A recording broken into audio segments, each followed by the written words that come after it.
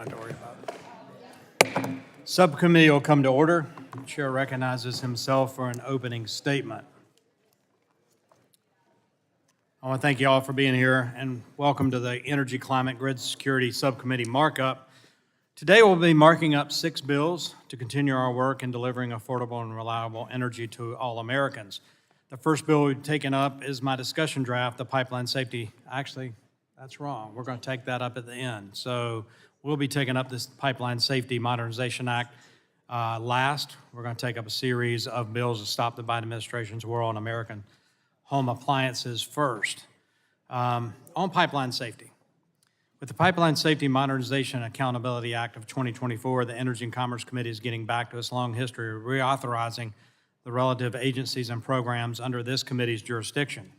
Our bill would reauthorize the Pipeline and Hazardous Materials Safety Administration's PHMSA pipeline safety program for 5 years and update policies to construct and operate pipelines. We had PHMSA in front of the committee, and we've learned a lot. The Energy and Commerce Committee plays a critical role in reauthorizing PHMSA and ensuring the agency complies with its statutory mandates and maintains a strong focus on public safety. In January this year, we had a legislative hearing where we heard from PHMSA Deputy Administrator Tristan Brown. He discussed PHMSA's current operations, the agency's implementation of protecting our infrastructure of pipelines and enhancing safety, or the PIPES Act of 2020. We also heard from a stakeholder panel who gave us their perspective on PHMSA's implementation of the PIPES Act and what needs to be done to ensure PHMSA is operating efficiently and effectively. Based on this feedback, we updated our discussion draft to include many provisions from the Transportation Infrastructure Committee's bill, which was reported out of their committee by voice vote in December of last year. Some of these provisions include technical changes to eliminate natural gas leaks, opportunities for formal hearings, clarifications on maximum allowable operating pressure, excavation damage prevention, class location rulemaking requirement, and inspection of in-service breakout tanks. T&I's bill is an important approach to reauthorizing PHMSA because the Energy and Commerce Committee has broader jurisdiction over federal agencies. Our draft legislation reflects a comprehensive approach to reauthorize PHMSA's safety programs and update policies for pipeline permitting. It is no secret the United States is in desperate need of expanded pipeline energy infrastructure. Through hearings on this committee, we've heard warnings from energy reliability experts, grid operators, and FERC commissioners that the lack of pipeline capacity in this country is contributing to reliability issues. Unfortunately, this administration has not taken these warnings seriously and continue efforts to block oil and gas development in the United States. Pipelines all over the country have been delayed and ultimately canceled as a result of permitting challenges and lawsuits funded and backed by radical environmental groups. My draft legislation addresses this by strengthening penalties for damaging pipelines and incorporating permitting reform centered on safety, modernization, and expansion. It improves pipeline safety by updating PHMSA programs to reflect new technologies. It puts an end to gas bans by protecting American people's right to choose energy source that fits their needs. Pipelines are essential to the energy security of the United States, and I would like to say all of my colleagues join me in support of this effort. Now, the first 4 bills we'll take up are home appliances, and another avenue by which this administration has waged war on oil and gas is through aggressive and illegal energy efficiency mandates. This administration is using efficiency and appliance standards to pursue climate objectives over consumer choice. These standards will increase the cost of appliances and limit the availability of consumer options. Last year, the Biden administration began its assault on home appliances by trying to ban gas stoves. Now they're trying to impose new mandates on virtually every appliance in your home. These bills that we're reviewing today address washing machines, clothes dryers, dishwashers, refrigerators, freezers, and room air conditioners. These bills are simple. They prohibit the Secretary of Energy from imposing new efficiency mandates or enforcing existing standards for these particular appliances unless the standards are cost-effective and technologically feasible, save the consumers money, and save a significant amount of energy. I hope that all the members of this subcommittee, both Republican and Democrat, would support the energy efficiency standards as long as the technology exists to meet them. They keep more money in Americans' pockets, and they save energy. So, in conclusion, all of the bills we're reviewing today are in discussion draft format. We're open to continuing work with our colleagues on both sides of the aisle in these efforts. I'll now recognize the ranking member to get for 5 minutes. Thank you, Mr. Chairman. Well, I'm going to talk about the pipeline safety bill primarily. the PHMSA Office of Pipeline Safety is charged with regulating the safety of onshore pipelines in the United States. PHMSA sets the safety standards that pipelines must comply with and inspects interstate pipelines. In 2020, Congress passed the Pipes Act of 2020, which reauthorized PHMSA's pipeline safety activities for 3 years. The safety provisions included in this act are very important. They mandate the pipeline operators to carry out leak detection and repair programs on their own pipelines, require strengthened standards for the safety of LNG facilities, and expand safety requirements and regulations to nearly 500,000 miles of gathering pipelines. As we know from past occurrences, pipelines are dangerous when neglected, and there are fatal incidents every year. On average, there are over 600 pipeline safety incidents each year, resulting in 31 injuries and 10 deaths. In this legislation, safety is not a part of the formula. Committee Republicans allowed PHMSA's most recent pipeline safety reauthorization to expire months ago without taking any action whatsoever, and now they are trying to advance a reckless partisan draft bill.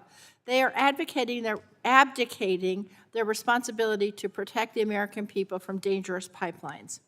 The Pipeline Safety Authorization Bill enacted in 2020 expired last September. Nothing happened during the first year of the Republican majority to reauthorize the program. The only thing that has happened is this draft bill full of partisan poison pill provisions. Ranking Member Pallone and I sent a letter to Chairs Rogers and Duncan last September requesting that the Energy, Climate, and Grid Subcommittee hold an oversight hearing of the pipeline safety programs. Republicans' lack of action is a total departure from the typical bipartisan reauthorization process, and it's the complete opposite of how we proceeded with the reauthorization 4 years ago when Democrats were in the majority. The Republican majority just does not seem to be serious about pipeline safety because this bill is never going to become law. The funding, for example, would be a $42 million cut below current authorized levels. And also, this funding is significantly less than the authorization in the T&I bill, which proposed an average of $80 million more each year for pipeline safety. In the meantime, the Democrats have been focused on getting the agency the resources it needs. The bipartisan infrastructure law provided $1 billion for investments in the safety of natural gas distribution pipelines, and President Biden's fiscal year 2024 budget requested a $38 million increase for PHMSA's pipeline safety budget. The Republican bill contains multiple poison pill provisions that are completely unrelated to safety. One of these provisions allows FERC to effectively overrule any other agency in the pipeline permitting system. Instead of pushing a partisan bill with giveaways to the fossil fuel industry that, as I said, will not become law, Republicans should join us in developing a bill that ensures that PHMSA has the staffing and resources necessary to implement its own mission. Now, as the chairman mentioned, we're also marking up 5 anti-efficiency bills that would delay and weaken popular energy efficiency programs. Each of these bills are intended to gut the DOE's ability to finalize and enforce efficiency standards related to different household appliances. Each of the bills targets the Energy Conservation Standards Program established in the Energy Policy and Conservation Act, which would impede DOE's ability to finalize and enforce efficiency standards for clothes washers, dryers, refrigerators, dishwashers, and room air conditioners. None of these bills had a legislative hearing. Frankly, these efforts not only save on energy, they also save money for our constituents. So I really don't have any idea why we would pass this legislation. Americans will save $570 billion and reduce greenhouse gas emissions by more than 2.4 billion metric tons over the next 30 years under these standards. Newly proposed standards for water heaters alone could save households over $200 a year. Why? Why would we stop this? Our constituents want to save this money, and it's also good for the environment. So let's get real. I keep saying this. I feel like a broken record. Let's work in a bipartisan way, and let's try to get some of these things fixed. I yield back. Generally yields back. I'll now recognize the Chair of the full committee, Chair Rogers, for 5 minutes. Most agree that global demand for liquid fuels will continue to grow through at least 2050. As the world's #1 producer of oil and natural gas, we have an opportunity to cement America's energy leadership for decades to come. Today, the U.S. has more than 3.4 million miles of pipelines. To meet growing energy demands, we must modernize and expand our pipeline infrastructure. The U.S. has been blessed with an abundance of natural resources right under our feet, which we've been able to harness as a result of free market principles and an entrepreneurial spirit that's uniquely American. We should be embracing this and building on it to enhance America's energy security and competitive edge. At the same time, we also need to ensure Americans are free to choose the home appliances that work best for their lives. This subcommittee will continue our important work through regular order to achieve these goals. We will be considering several bills that will update the nation's pipeline safety laws and stop the Biden administration's war on America's home appliances. This committee's hearings with PHMSA, DOE, and FERC have all made clear the need for legislation to modernize our energy infrastructure and expand our pipeline system. Additionally, Congress must act to reform DOE's energy efficiency authorities and prevent the Biden administration from mandating standards that are neither cost-effective nor technologically feasible. The Pipeline Safety, Modernization, and Expansion Act, led by Chairman Duncan, will reduce energy prices for the American people, strengthen pipeline and LNG facility safety, and drive innovation in new technologies. It will reauthorize PHMSA for 5 years and increase the budget for state pipeline safety inspectors, who have the responsibility for the majority of the work. We believe that states should see a higher share of PHMSA's budget than they're currently receiving. Chairman Duncan's legislation will also strengthen the reliability of our electric grid by encouraging the expansion of pipeline network in existing right-of-ways, by stopping states and local governments from blocking the flow of natural gas and other fuels from being delivered to homes and power plants. Today's markup also will consider solutions to strengthen energy efficiency. This picks up from where we left off in December's full committee markup. The Department of Energy is waging war on Americans' home appliances. Early last year, the Biden administration's DOE announced a ban on gas stoves. The House responded with an overwhelmingly bipartisan vote to stop this terribly misguided rule from taking effect. Regrettably, the Biden administration has since announced new mandates for dozens more home appliances. If it is not stopped, the administration's plans will impose burdensome and costly efficiency mandates for virtually every appliance in your home. Today, the subcommittee will consider legislation to protect appliances across the board, from washing machines, dryers, and dishwashers to refrigerators, freezers, and air conditioners. These efficiency bills would prohibit the Secretary of Energy from imposing new efficiency mandates or enforcing existing standards unless they pass a simple 3-part test.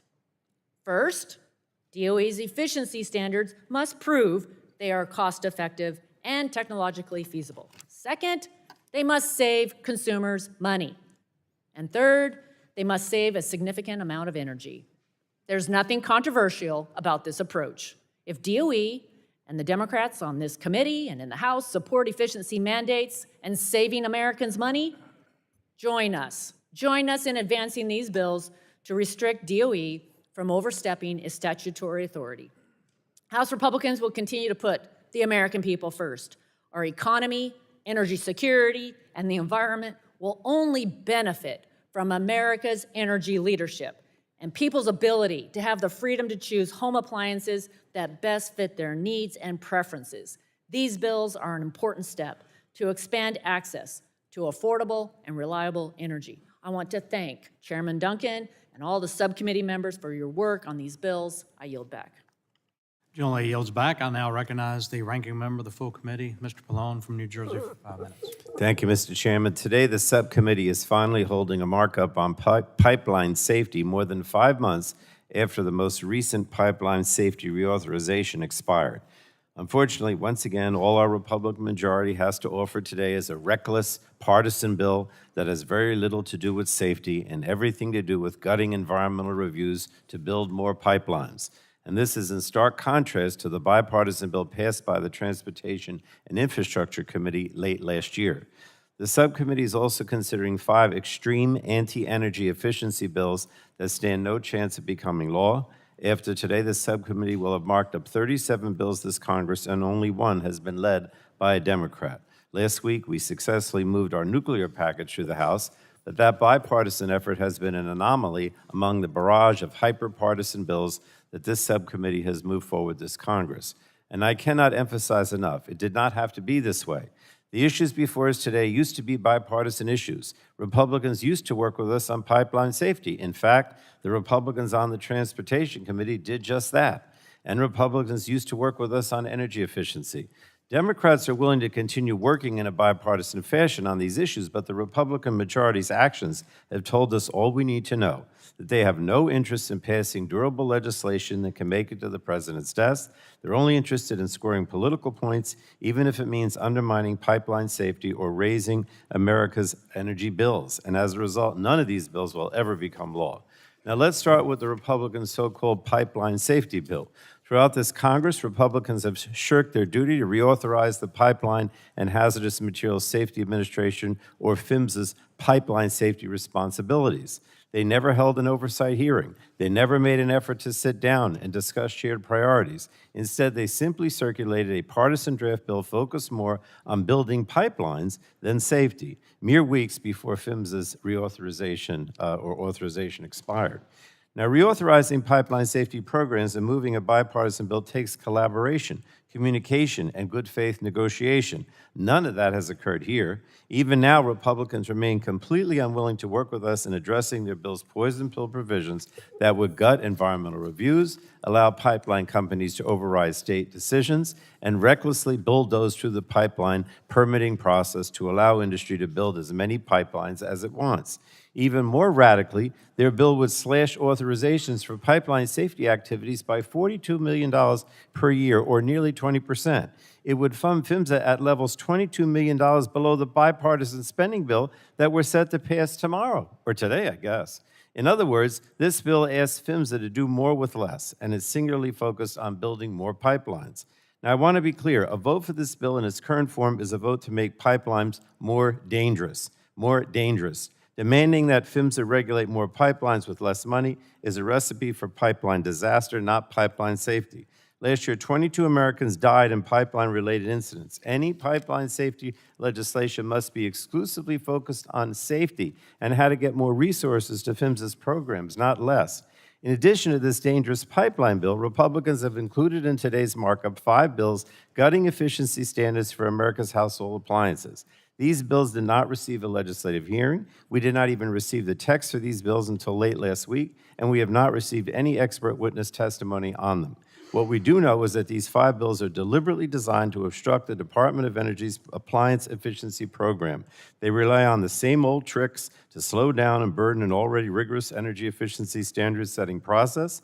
DOE already has a thorough process to set standards for household appliances, and that process already includes assessing whether new standards are technologically feasible and economically justified. The fact is that energy efficiency standards are popular common sense and a low-cost tool to save Americans money on their energy bills. Collectively, the Biden administration's past and planned energy efficiency actions will save Americans $570 billion over the next 30 years. That's a significant savings for families. What's even more absurd is that 4 out of these 5 anti-efficiency bills target appliance standards that were included in recent consensus recommendations from both appliance manufacturers and advocates. So that means Republicans are targeting efficiency standards that the industry supports. All of the bills on today's markup are nothing more than bad faith messaging bills designed to help Republicans and their corporate polluter friends, not America's families. These bills have no future. They prove just how far the Republican majority has strayed from the kind of thoughtful bipartisanship that we have historically seen on these important issues. And with that, Mr. Chairman, I yield back the balance of my time. Gentleman yields back. Committee members are reminded the opening statements will be made part of the record. Let's get to work. Chair calls up the discussion draft to prohibit the Secretary of Energy from prescribing or enforcing energy conservation standards for clothes washers that are not cost-effective or technologically feasible, and ask the clerk to report. Committee print, a bill to prohibit the Secretary of Energy from prescribing or enforcing energy conservation standards. Without Clothes objection, the washers. first reading is dispensed with, and the discussion draft be open for amendment at any point so ordered. Does anyone seek recognition on the discussion draft?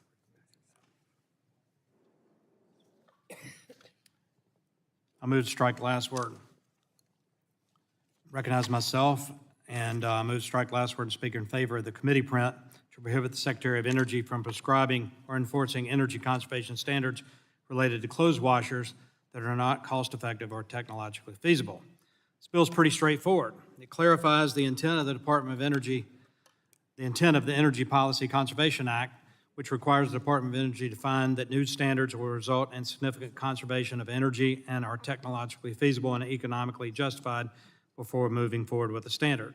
Unfortunately, the Biden administration has repeatedly ignored these requirements. Just last week, the Department of Energy released the final efficiency standards for residential clothes dryers and washers. The final rule for residential clothes washers, published February 29th of 2024, will apply to top-loading and front-loading washers. Compliance with the standards required by March 1st of 2028.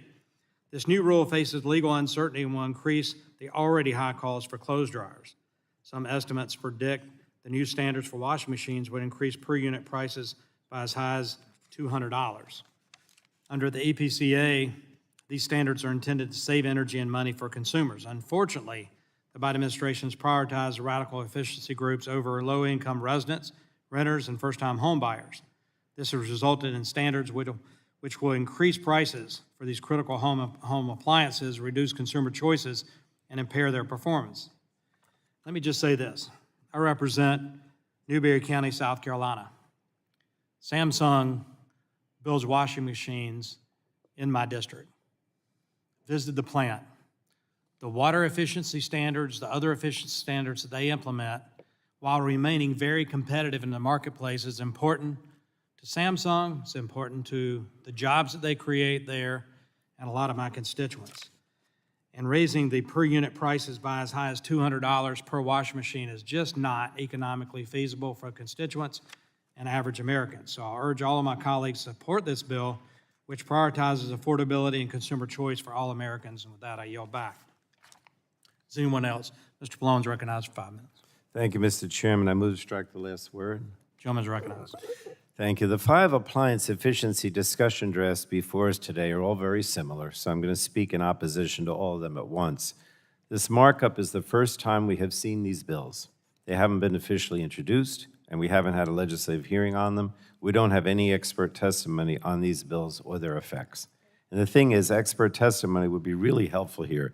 These discussion drafts use a lot of vague and duplicative language. In some places, they restate what is already in law. In other places, they introduce new, ambiguous thresholds for appliance conservation standards, and we have no idea what these bills mean or what they do. But we can read between the lines. These bills are obviously designed to weaken the Department of Energy's ability to finalize and enforce conservation standards for common household appliances. They employ the same Republican tactics that we've seen over and over this Congress, and the strategy doesn't make any sense. These bills even target appliance efficiency standards that have industry support. 4 out of the 5 of the appliances targeted by these bills were included in a consensus agreement between industry and efficiency advocates last September. Industry supports these standards, and it's ridiculous that Republicans continue to go after them. Now, it's also surprising to me that these bills are even before us today. These 5 bills look very similar to Representative Lesko's H.R. 6192, the Hands Off Our Home Appliance Act, which passed the committee in December. H.R. 6192 applied similar changes to the entire efficiency program as opposed to today's focused approach on individual appliances. So is the majority abandoning the Lesko bill and its attack on the program as a whole for this more tailored approach? I can think of no other reason why applying the policies in her bill to specific appliances would make sense. Now, the thing is, we all know that none of these bills are becoming law. Rather than focusing on issues where we can work together and help everyday Americans, Republicans continue their tired attack on programs like energy conservation standards that are working well and helping Americans save money. And this is clearly designed to score political points at the expense of everyday Americans. So it's not much, there really isn't much more to say here, Mr. Chairman. Conservation standards are popular. They save money on utility bills. They reduce emissions. I just wish the majority would realize their persistent attacks on energy efficiency are just a waste of time. So therefore, I would urge my colleagues to vote against all 5 of these duplicative, unnecessary bills. And with that, I yield back, Mr. Chairman. Gentleman yields back. Any other members seeking recognition? The gentlelady from Arizona, Ms. Lesko, is recognized for 5 minutes. Thank you, Mr. Chair. I am in strong support of these individual, I call them hands-off our home appliances bill, and my bill that already passed through the committee called hands-off our home appliances. And the reason it's needed is because I hear from constituents that say their appliances aren't working. You know, the administration has just gone too far. They've gone too far when appliances don't even work properly because of the strict standards that the Biden administration is putting forward. I mean, it's too extreme when the Biden administration is doing all of these radical things because of the radical constituency that he has in order to win an election. The problem is the average person doesn't realize why their dishwasher isn't working as well, why their dishwasher takes so many hours to do it. They don't understand why their washing machine or dryer isn't working as good as their old one when they have to replace it. The reason is all these crazy regulations, and that's why the Republicans want to keep consumer choice. They want to be able to allow consumers to purchase, you know, a good working, reliable washers, dryers, dishwashers, not have the government mandate to individuals what kind of appliances they can buy. I mean, this is just typical government from the top down telling our consumers, our constituents, what they can and cannot buy, just like they've done with all of the mandate on all electric vehicles. And this has got to stop. And that is why I support this bill and my hands-off our home appliances bill, and I yield back. Gentlelady yields back. Anyone else seeking recognition on the bill? Mr. Tonko is recognized for 5 minutes. Thank you, Mr. Chair. I move to strike the last word. Gentleman is recognized. Thank you. Mr. Chair, I expressed my opposition to all 5 energy efficiency proposals under consideration today. Energy efficiency must be our fuel of choice whenever possible. We know the cheapest watt of electricity is the one that does not need to be generated in the first place. And DOE's efficiency standard setting process has a long track record of working effectively. It has been proven to provide Americans with significant energy and utility bill savings.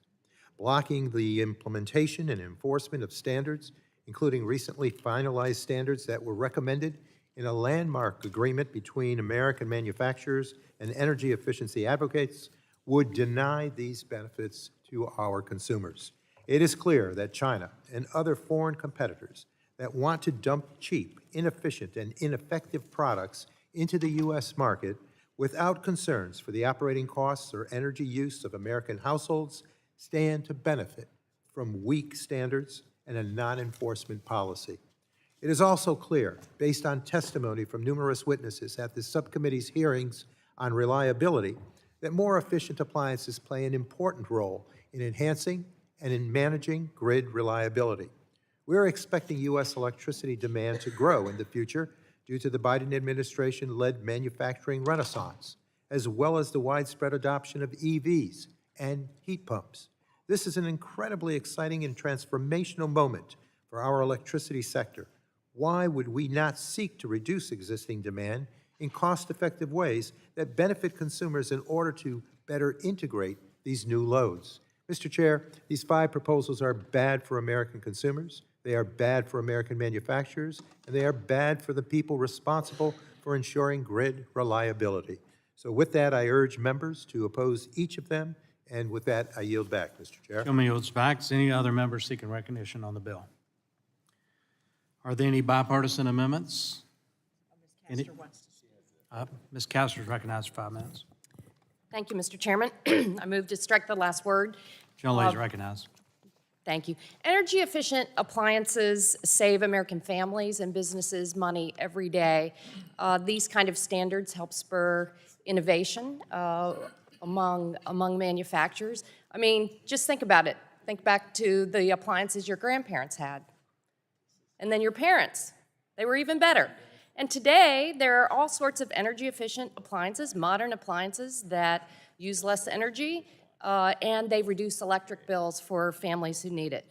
So this is really bad public policy, to gut energy efficiency standards. It's not the serious work that Americans expect from the Congress and especially this committee. Ranking Member Pallone called it absurd. I think that's apt. I also think it's embarrassing. It's embarrassing that you're siding with the oil and gas industry over our neighbors back home who could use a little bit of money back in their pocket when they purchase, make a big purchase on their home appliance. It's a slap in the face to the manufacturers who, in many cases, have agreed to these standards. And I think that's one of the reasons why you spurred these bills on. You brought them as a surprise. There haven't been any hearings on this, because I think what you would hear from a lot of the industry manufacturers is that they agree. That's why the Department of Energy, Congress directed the Department of Energy, when they go and update energy efficiency standards, they require the agency to determine whether the standards are economically justifiable, whether they're technologically feasible for the appliance manufacturers. This bill would gut that process. You're going to substitute your judgment, the judgment of the oil and gas industry and utilities who love to have consumers spend as much as possible. Well, I'm going to side with my neighbors back home who like energy efficiency standards. They like modern appliances. They need relief from their high electric bills right now. Energy efficiency standards also used to have bipartisan support. And I think across the country, if I go down my street and I ask my neighbors, no matter how they're registered, do they support energy efficient appliances, it's not going to matter how they're registered. But something happens when you bring these things through Congress. It gets warped by the oil and gas lobby, and that has just been a theme of this Congress, unfortunately. More efficient appliances like air conditioners and dishwashers not only help my neighbors save money every month by using less energy to cool their homes and clean their dishes, this relief is especially important to working class Americans who are often overburdened by the cost of electricity. And I really do not appreciate you trying to stick them with higher electric bills. And I want to thank the Biden administration and the Department of Energy for working to promote energy efficiency as Congress has directed by making sure that manufacturers continue to innovate and produce appliances that save consumers money. If a consumer were to swap the least efficient model today for their washers to meet the common models available under the new energy efficiency standards, they would save about $120 per year, according to one analysis. So I'm asking all of you, reject the Republican and oil and gas industry's attempt to raise costs, to gut energy efficiency standards, and hike our energy bills. And I'm going to yield the balance of my time to Mr. Cardenas. Thank you for your efficiency and allowing me a minute. I just want to point out the inefficiency of the process that the Republicans have chosen to take today. They have a separate bill just for clothes washers, a separate bill just for clothes dryers, a separate bill for dishwashers, and a separate bill for refrigerators, and a separate bill for air conditioners. Could they at least be efficient in trying to save us time, energy, and all the above by just combining them all in one, because they all boil down to the same thing. They refuse to recognize efficiency and saving time, energy, and money, et cetera, et cetera. I just wanted to point out that just glaring example of the inefficiency of my Republican colleagues, even in the process of legislating. And with that, I yield back the time. Generally yields back. Any further discussion? All right. Seeing there's no further discussion, the vote will occur on the bill. Mr. Chairman, Yeah. if I may, I'd like to speak on the bill. Palmer, you're recognized for 5 minutes. You know, I sit here and listen to my Democratic colleagues talk about this and how certain neighborhoods want these much more expensive appliances. I think in a lot of those neighborhoods, those people can't afford them, but in the area where I grew up, where I spent my boyhood, they can't afford that. These bills are absolutely necessary as a first step of many steps to offset the massive increase in the cost of household utilities and in groceries because of the inflation brought on by the policies of the Biden administration and by bills passed by the Democratic majority in the last Congress. Grocery prices are up, Mr. Chairman, over 21%. I visited the Central Alabama Food Bank a week ago Monday.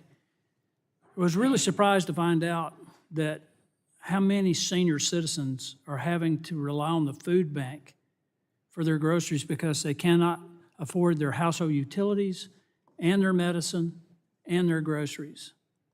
Inflation has done that to people. And what we're trying to do is to protect people's ability to make a living, to be able to support their families, to be able to feed themselves, for crying out loud. So, you know, when we get into these issues, there's a reason why the American people are looking to us for solutions, because they've suffered under the Biden administration and under the policies and the bills, the legislation passed by my Democratic colleagues when they had the majority in the last Congress. And I hate to bring this up, but, you know, when we talk about pipelines, first thing that popped in my head is that pipeline bringing illegal migrants into this country, that they refused to close that pipeline. With that, Mr. Chairman, I yield back. Gentleman yields back. Any further discussion? Seeing none, we'll now call for the vote on the closed dryers bill. And all those in favor say aye. Aye. Any opposed, nay? No. In the opinion of the chair, the ayes have it. Recorded vote. Gentlelady requests a recorded vote. The clerk will call the roll. Burgess. Burgess votes aye. Latta. Latta votes aye. Guthrie. Guthrie votes aye. Griffith. Griffith votes aye. Bouchon. Bouchon votes aye. Wahlberg. Wahlberg votes aye. Palmer. Palmer votes aye. Curtis. Lesko. Lesko votes aye. Pence. Pence votes aye. Armstrong. Armstrong votes aye. Weber. Weber votes aye. Balderson. Pfluger. Duncan. Duncan votes aye. DeGette. DeGette votes no. Peters. Peters votes no. Fletcher. Matsui. No. Matsui votes no. Tonko. No. Tonko votes no. Veazey. Custer. Custer votes no. Schreier. Schreier votes no. Castor. Castor votes no. Sarbanes. Sarbanes votes no. Cardenas. Cardenas votes no. Blunt Rochester. Pallone. Pallone votes no. Chair Rogers.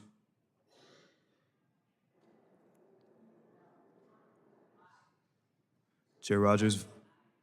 Chair Rogers votes aye. Are there any members unrecorded? Mr. Pfluger, how's he recorded? Mr. Pfluger is not recorded. Pfluger votes aye. How's Mr. Balderson recorded? Balderson is not recorded. Balderson votes aye. How's Mr. Curtis recorded? Curtis is not recorded. Curtis votes aye. Any other members unrecorded? Seeing none, the clerk will report total.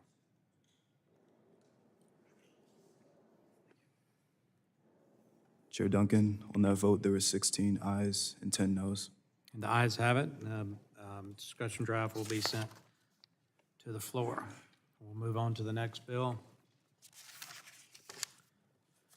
Chair calls up discussion draft to prohibit the Secretary of Energy from prescribing or enforcing energy conservation standards for clothes dryers that are not cost-effective or technologically feasible, and ask clerk to report.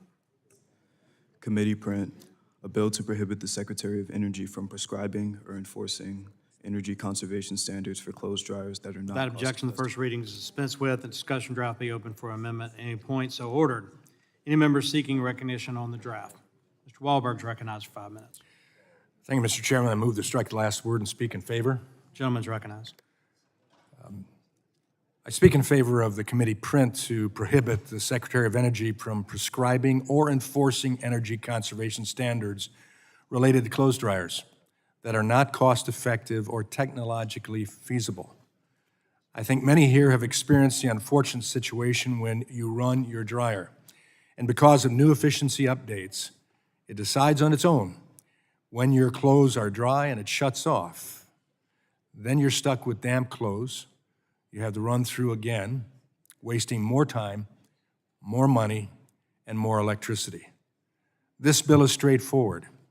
It clarifies intent of the Energy Policy Conservation Act, which requires the Department of Energy find that new standards will result in a significant conservation of energy and are technologically feasible and economically justified before moving forward with the standard. Unfortunately, the Biden administration has repeatedly ignored these requirements. This bill is especially prudent given the Department of Energy recently set final efficiency standards for residential dryers, residential clothes washers and dryers. The final rule for residential clothes dryers, published on February 29th, 2024, will apply to both electric and gas models. Compliance with the standard is required by March 1, 2028. This new rule faces legal uncertainty and will increase the already high cost of clothes dryers. I urge all of my colleagues to support this bill, which prioritizes affordability and consumer choice for all Americans. Thank you, and I yield back. Gentleman yields back. Any other members seeking recognition on the bill? Seeing none, we'll now ask any amendments, bipartisan or no amendments at all. We'll now move to a vote. All those in favor of passing the bill, say aye. Aye. Any opposed, nay? No. In the opinion of the chair, the ayes have it, and a recorded vote has been requested, so the clerk will call the roll. Burgess. Burgess votes aye. Latta. Latta votes aye. Guthrie. Griffith. Griffith votes aye. Bouchon. Bouchon votes aye. Wahlberg. Wahlberg votes aye. Palmer. Palmer votes aye. Curtis. Lesko. Lesko votes aye. Pence. Pence votes aye. Armstrong. Armstrong votes aye. Weber. Weber votes aye. Balderson. Balderson votes aye. Fluger. Fluger votes aye. Duncan. Duncan votes aye. DeGette. DeGette votes no. Peters.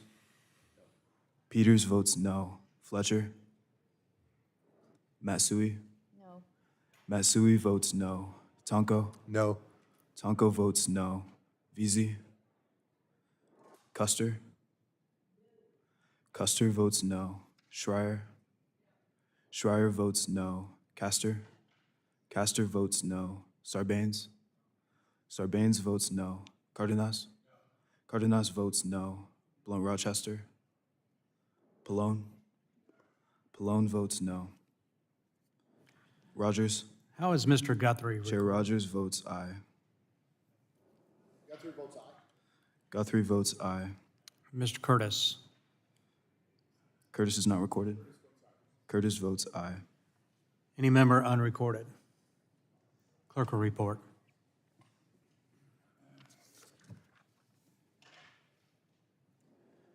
Chair Duncan, on that vote, there were 16 ayes and 10 noes. Bill is agreed to.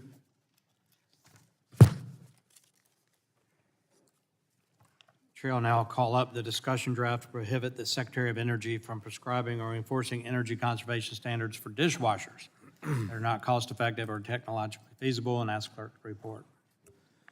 Committee print, a bill to prohibit the Secretary of Energy from prescribing or enforcing energy conservation standards for dishwashers that are not cost-effective or Without technological. objection, first reading is dispensed with. The discussion draft be open for amendment at any time. So ordered. Does anyone seek recognition on the bill? Mr. Ladd is recognized. Thank you, Mr. Chairman. Strike the last word. Gentleman's recognized. Thank you, Mr. Chairman. I move to speak in favor of the committee print to prohibit the Secretary of Energy from prescribing or enforcing energy conservation standards related to dishwashers that are neither cost-effective nor technologically feasible. The committee print is straightforward.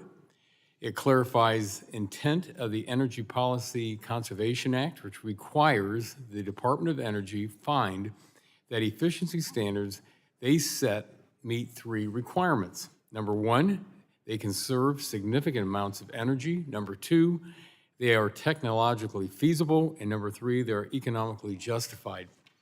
Unfortunately, the Biden administration has ignored these requirements and issued a notice of proposed rulemaking for dishwashers in May of 2023. According to the Biden administration's proposed rule, it would take over 12 years for the proposed efficiency upgrades to pay themselves back. That means the American consumer will have to pay more money upfront for a dishwasher that they won't get paid back on for 12 years. This new stringent energy and water efficiency standard for dishwashers will make existing matters even worse for everyday Americans. Under one estimate, these new efficiency standards may increase the cost by over $200 per appliance. The cost of these efficiency standards is being passed on directly to the consumer. Americans have already been facing record high levels of inflation.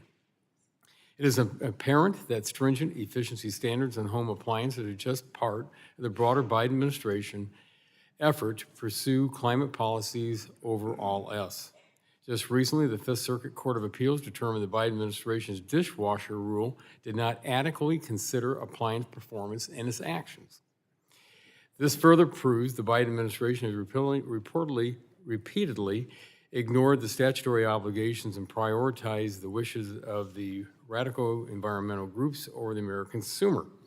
With that, I urge all my colleagues to support this legislation which prioritizes affordability and consumer choice for all Americans. And with that, Mr. Chairman, I yield back the balance of my time. Gentleman yields back. Any other members seeking recognition on the bill? Don't see any amendments for the bill. Seeing no amendments being offered, the question now occurs on forwarding the discussion draft to the full committee. Actually, to the floor, no, to the full committee. All those in favor say aye. Aye. Any opposed, nay? No. In the opinion of the chair, the ayes have it, but roll call vote has been requested, so the clerk will call the roll. Burgess. Latta. Latta votes aye. Guthrie. Guthrie votes aye. Griffith. Griffith votes aye. Bouchon. Bouchon votes aye. Wahlberg.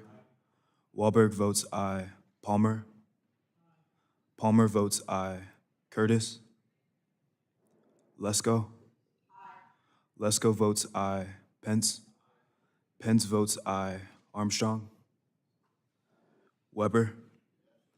Weber votes aye. Balderson. Balderson votes aye. Pfluger. Duncan. Duncan votes aye. DeGette. DeGette votes no. Peters. Peters votes no. Fletcher. Matsui. No. Matsui votes no. Tonko. No. Tonko votes no. Veazey. Custer. Custer votes no. Schreier. Schreier votes no. Castor.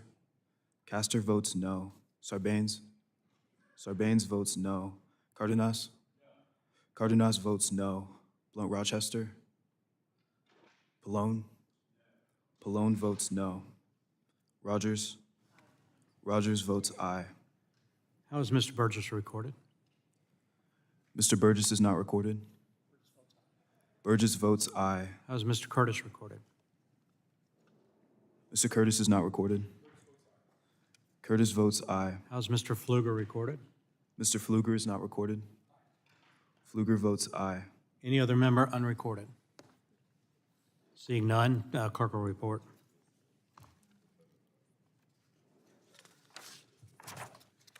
Chair Duncan, on that vote, there were 15 ayes and 10 noes. The bill has passed and will be moved on to the full committee. The chair will now call up discussion draft prohibit the Secretary of Energy from prescribing or enforcing energy conservation standards for refrigerators, refrigerator freezers, and freezers that are not cost-effective or technologically feasible, and ask clerk to report. Committee print, a bill to prohibit the Secretary of Energy from prescribing or enforcing energy conservation standards for refrigerators, refrigerator freezers, and freezers that are not cost-effective or Without objection, technologically. first reading dispense with, and discussion draft be open for amendment at any point, so ordered. Does anyone seek recognition on bill? Mr. Balderson's recognized. Thank you, Mr. Chairman. I move to strike the last word and speak in support of the committee print. Gentleman's recognized. I'm proud to support this straightforward legislation which clarifies the intent of Energy Policy Conservation Act. The bill requires the Department of Energy to confirm that new efficiency standards will result in a significant conservation of energy and that these standards are technologically feasible and economically justified before moving forward. These efficiency standards are supposed to be about saving energy and saving money. Unfortunately, that has not been the case under this administration. On January 17th, the Biden administration issued a direct final rule to regulate refrigerators and freezers. The regulation will increase prices for these essential home appliances, reduce consumer choices, and impair their performance. DOE argues that new efficiency mandates will eventually save consumers money, but how many years do they have to wait? According to DOE's technical support documents, the simple payback period for refrigerators and freezers could be 10 years. That's right, 10 years for a product that is usually only expected to last 14 to 15 years. The Biden administration wants everyone, including low-income residents, renters, and first-time home buyers, to pay more for energy efficiency appliances with the false promise that they will break even in 10 years. Reforms to the department's authority to impose sweeping efficiency mandates are long overdue. Thank you, Chairman Duncan, for holding this markup. I urge support for the committee print, and I yield back. Gentleman yields back. Anyone seeking recognition? I recognize myself. I move to strike the last word and recognize myself. I have another manufacturer in my district. That's Electrolux. They roll a refrigerator off the line every 4 seconds. To watch the efficiency of the workers to build very efficient refrigerators, refrigerator freezers, and to also see the R&D that goes in to a refrigerator is amazing. Again, this company tries to meet efficiency standards, be competitive in the marketplace, creates thousands of jobs, and provides cost-efficient appliances for everyday Americans. So I would urge my colleagues to support this bill, and with that, I yield back. Anyone else seeking recognition? Seeing none, any amendments to the bill? Seeing none, we'll now go to a vote. All those in favor of passing the bill to full committee will say aye. Aye. Any opposed, nay? No. Opinion of the chair, the ayes have it. Roll call vote has been requested, and the clerk will roll call the roll. Burgess. Burgess votes aye. Latta. Guthrie. Aye. Guthrie votes aye. Griffith. Aye. Griffith votes aye. Bouchon. Bouchon votes aye. Wahlberg. Wahlberg votes aye. Palmer. Palmer votes aye. Curtis. Lesko. Lesko votes aye. Pence. Pence votes aye. Armstrong. Weber. Weber votes aye. Balderson. Balderson votes aye. Pfluger. Pfluger votes aye. Duncan. Duncan votes aye. DeGette. DeGette votes no. Peters. Peters votes no. Fletcher. Matsui. No. Matsui votes no. Tonko. No. Tonko votes no. Veazey. Custer. Custer votes no. Schreier. Schreier votes no. Castor. Castor votes no. Sarbanes. Sarbanes votes no. Cardenas. Cardenas votes no. Blunt Rochester. Pallone. Pallone votes no. Rogers. Rogers votes aye. How is Mr. Latta recorded? Mr. Latta is not recorded. Mr. Latta votes aye. How is Mr. Curtis reported? Mr. Curtis is not recorded. Curtis votes aye. Any other member unrecorded? Seeing none, the clerk will report.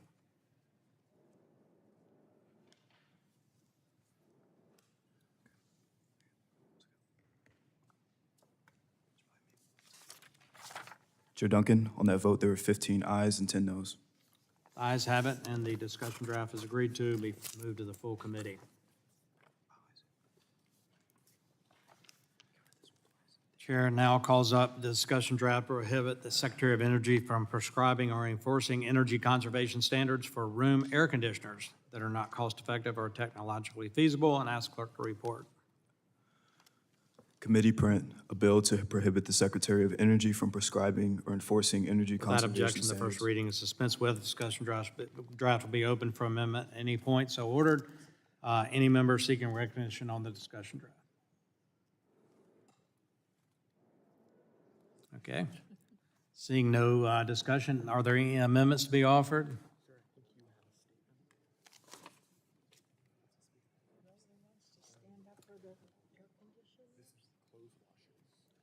Seeing no amendments to be offered, I will recognize myself, move to strike last word to speak in favor of the bill, so recognized. This bill is straightforward, clarifies the intent of the Energy Policy Conservation Act, which requires the Department of Energy to find new standards which will result in significant conservation of energy and technologically feasible and economically justified before moving forward. As we've heard, unfortunately, the Biden administration has repeatedly ignored these requirements. I urge my colleagues to join me in support of the committee print to end the Biden administration's war on our home appliances, and I yield back. Any other members seeking recognition? Seeing none, we'll now move to a vote. All those in favor of passing the discussion draft will say aye. Aye. Any opposed? No. A roll call vote has been requested, so the clerk will call the roll. Burgess, Latta, Guthrie. Guthrie votes aye. Griffith. Griffith votes aye. Bouchon. Bouchon votes aye. Wahlberg. Wahlberg votes aye. Palmer. Palmer votes aye. Curtis. Curtis votes aye. Lesko. Lesko votes aye. Pence. Pence votes aye. Armstrong. Weber. Weber votes aye. Balderson. Balderson votes aye. Pfluger. Pfluger votes aye. Duncan. Duncan votes aye. DeGette. DeGette votes no. Peters. Peters votes no. Fletcher. Matsui. Matsui votes no. Tonko. No. Tonko votes no. Veazey. Custer. Custer votes no. Schreier. Schreier votes no. Castor. Castor votes no. Sarbanes. Sarbanes votes no. Cardenas. Cardenas votes no. Malone Rochester. Pallone. Pallone votes no. Rogers. Rogers votes aye. Mr. Latta is not recorded. Latta votes aye.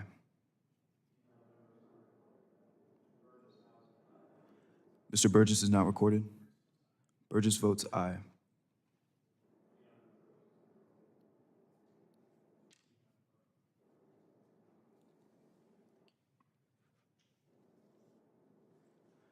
Chair Duncan, on that vote, there were 15 ayes and 10 noes.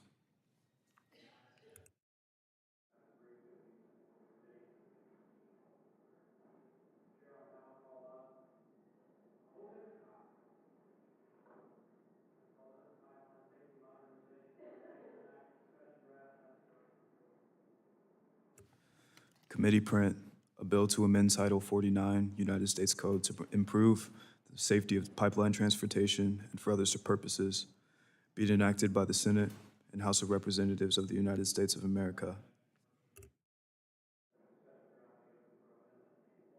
So ordered. Does anyone seek recognition on the discussion draft? I recognize myself for 5 minutes and move to strike the last word. Recognize myself to speak in favor of the committee print. Pipeline Safety Modernization Expansion Act of 2024.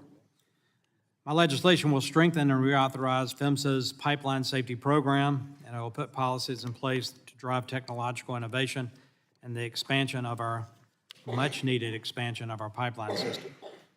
This bill will help increase the affordability and reliability of energy and will modernize the more than 3 million miles of pipelines in this country.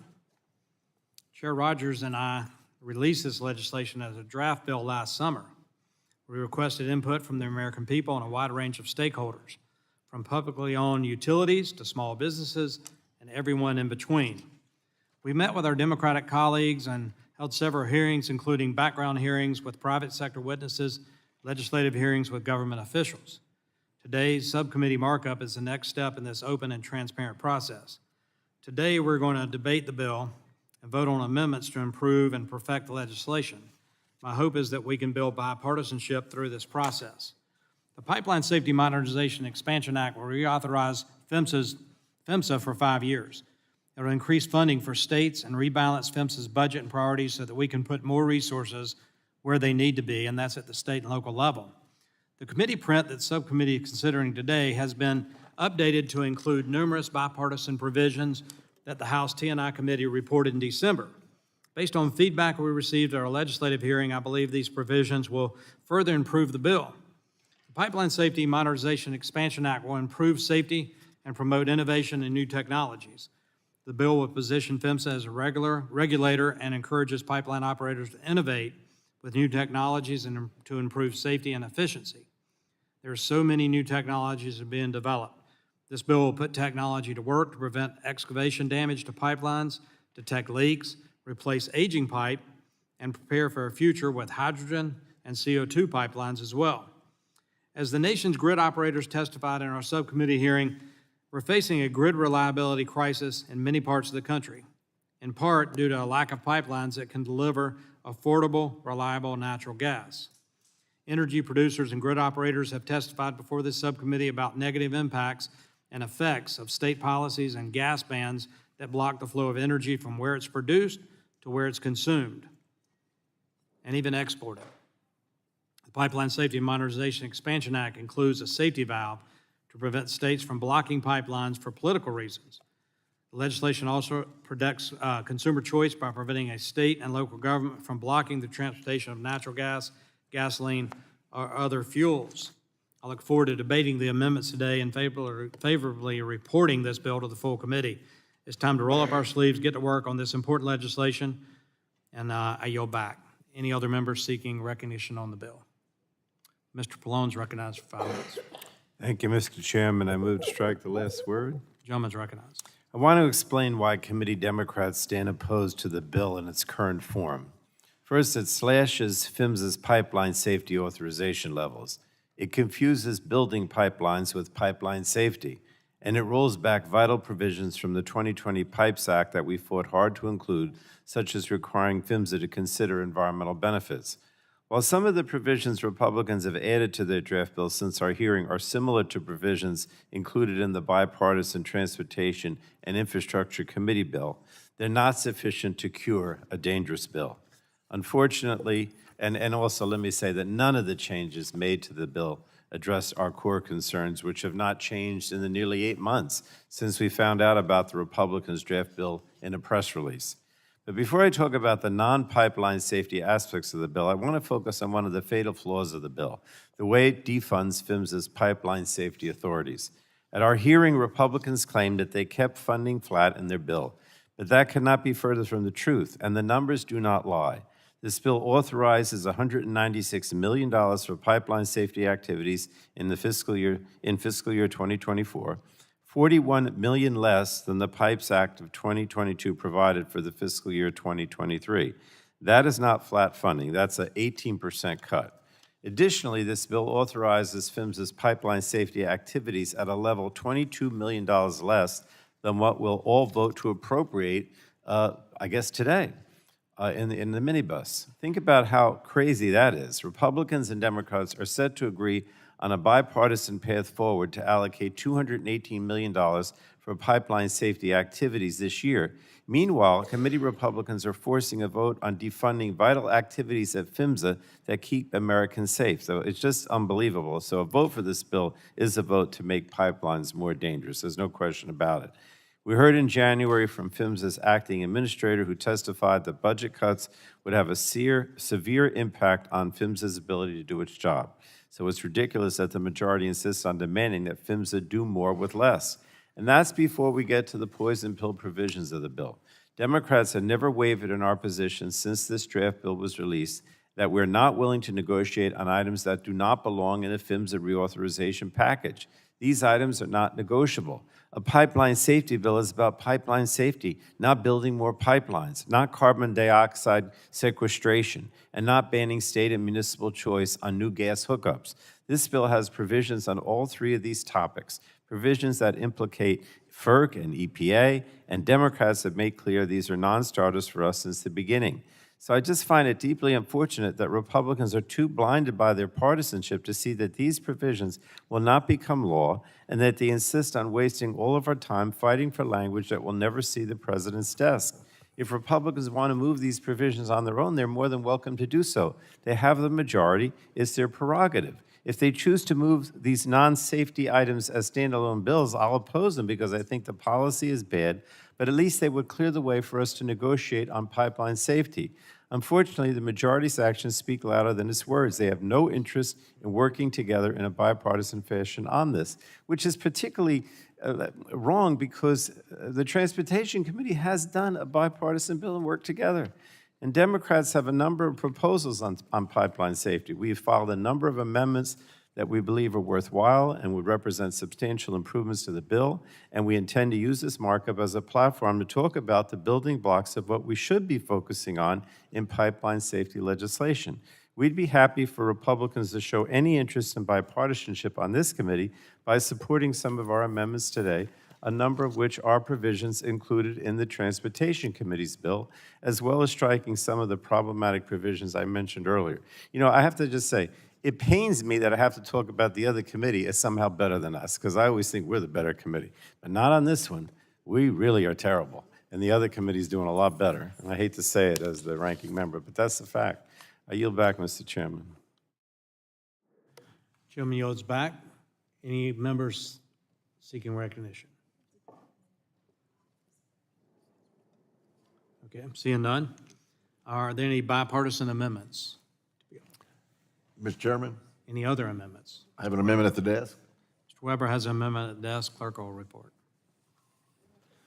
Mr. Weber, can you specify your amendment? It is amendment to the committee print for Pipeline Safety Modernization and Expansion Act of 2023. I don't have the number on it. Thank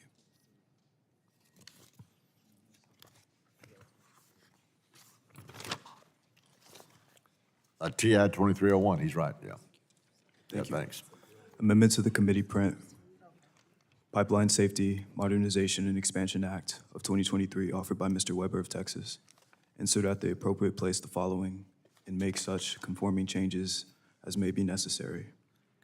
Could you speak up in the microphone a little bit more, Noah? Amendment to the committee print for Pipeline Safety, Modernization, and Expansion Act of 2023, offered by Mr. Weber of Texas. Insert at the appropriate place the following and make such I move we conforming changes. Is that the right one? With the, yeah. Yeah. Further reading is dispensed with. Could you tell us the number of that amendment one more time? T123. TI. Excuse me. 23_01. Okay, we got it. Yeah. So Mr. Weber is recognized to explain his amendment. Thank you, Mr. Chairman. I appreciate the committee considering the inclusion of my bill, the LNG Coordination Act of 2024, as an amendment to the Pipeline Safety Modernization and Expansion Act of 2024. The language that I'm offering, pardon me, is already included, speaking of the Transportation Infrastructure Pipes Act, and I'm thankful for Representative Fletcher's support in working to add this to the bill for us today.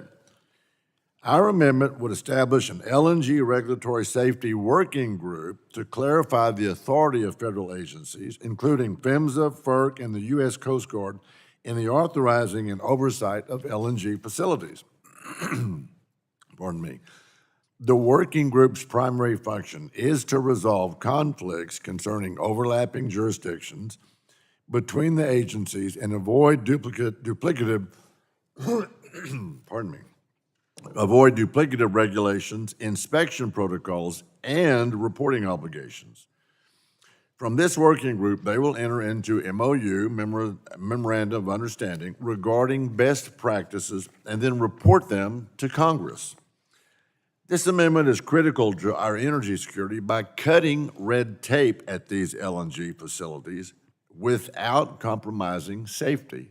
Let me say that again, without compromising safety. We all know that the important role that the United States LNG plays for our allies across the world, especially during this time of global instability. This language is supported by the Center for LNG, whose member companies include Golden Pass LNG, Freeport LNG, and Sempra, all of which have facilities in my Texas Gulf Coast district, and Cheniere, which has its Sabine Pass facility right across the state line in Louisiana. LNG is a clean source of energy. Let me emphasize that. LNG is a clean source of energy. LNG brings good American paying jobs. It brings direct benefits not only to our communities, but to our allies around the world, not the least of which the direct benefit it brings to our allies is safety. So this is a common sense amendment that continues the work of this committee to eliminate unnecessary red tape and redundancy, and I hope our colleagues will support this, and I urge support of my amendment. And Mr. Chairman, I yield back. Gentleman yields back. Now recognize the ranking member of the full committee for his time to speak on the amendment. Thank you, Mr. Chairman. I move to strike the last word. I support this amendment. As has been already said by the sponsor, it includes language that was included in the bipartisan bill that the Transportation and Infrastructure Committee put together. It's even labeled as a T&I amendment, which I think is rather embarrassing. It underscores how T&I did the work, bipartisan work, and we didn't. But this amendment would create a working group to examine overlapping jurisdiction and safety regulations for LNG facilities. Critically, it builds upon the LNG Safety Center of Excellence we established in the 2020 reauthorization, and it does not compromise on LNG safety. I also want to note to our Republicans why I'm supporting this, because I think provisions that were in the bipartisan transportation bill should be given a fair chance in our committee. And I can only hope that the majority will extend provisions from that bill that Democrats intend to bring forward today. This is what we're going to be doing to try to get this more like the bipartisan bill that passed in the other committee. Very sad. I yield back, Mr. Chairman. Gentleman yields back. Is there further discussion on the amendment? Seeing none. The vote now occurs on the amendment. All those in favor say aye. Aye. Any opposed, nay? The opinion of the chair, the ayes have it. The amendment is agreed to. Gentlemen request a recorded vote, so the clerk will report. Burgess. Burgess votes aye. Latta. Guthrie. Griffith. Griffith votes aye. Bouchon. Bouchon votes aye. Wahlberg. Wahlberg votes aye. Palmer. Palmer votes aye. Curtis. Curtis votes aye. Lesko. Pence. Armstrong. Armstrong votes aye. Weber. Weber votes aye. Balderson. Balderson votes aye. Pfluger. Pfluger votes aye. Duncan. Duncan votes aye. DeGette. DeGette votes aye. Peters. Peters votes aye. Fletcher. Matsui. Matsui votes aye. Tonko. Veazey. Custer. Custer votes aye. Schreier. Schreier votes aye. Castor. Castor votes aye. Sarbanes? Sarbanes votes aye. Cardenas? Cardenas votes aye. Blount Rochester? Pallone? Pallone votes aye. Rogers? Rogers votes aye. Any members unrecorded? How's Mr. Latta recorded? Mr. Latta is not recorded. Latta votes aye. How's Mr. Guthrie recorded? Guthrie votes aye. How's Mr. Pence recorded? Mr. Pence is not recorded. Pence votes aye. How's Mr. Tonko recorded? Tonko is not recorded. Tonko votes aye. How is Ms. Lesko recorded? Lesko is not recorded. Lesko votes aye. Any members unrecorded? If not, the clerk will report the total.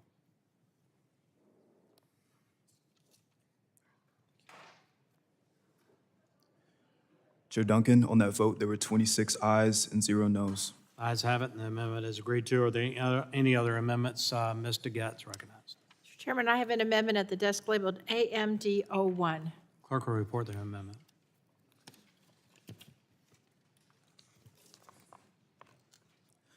Amendment to the committee print for the Pipeline Safety, Modernization, and Expansion Act of 2024, offered by Ms. Objection, DeGette. further reading of the amendment dispense with.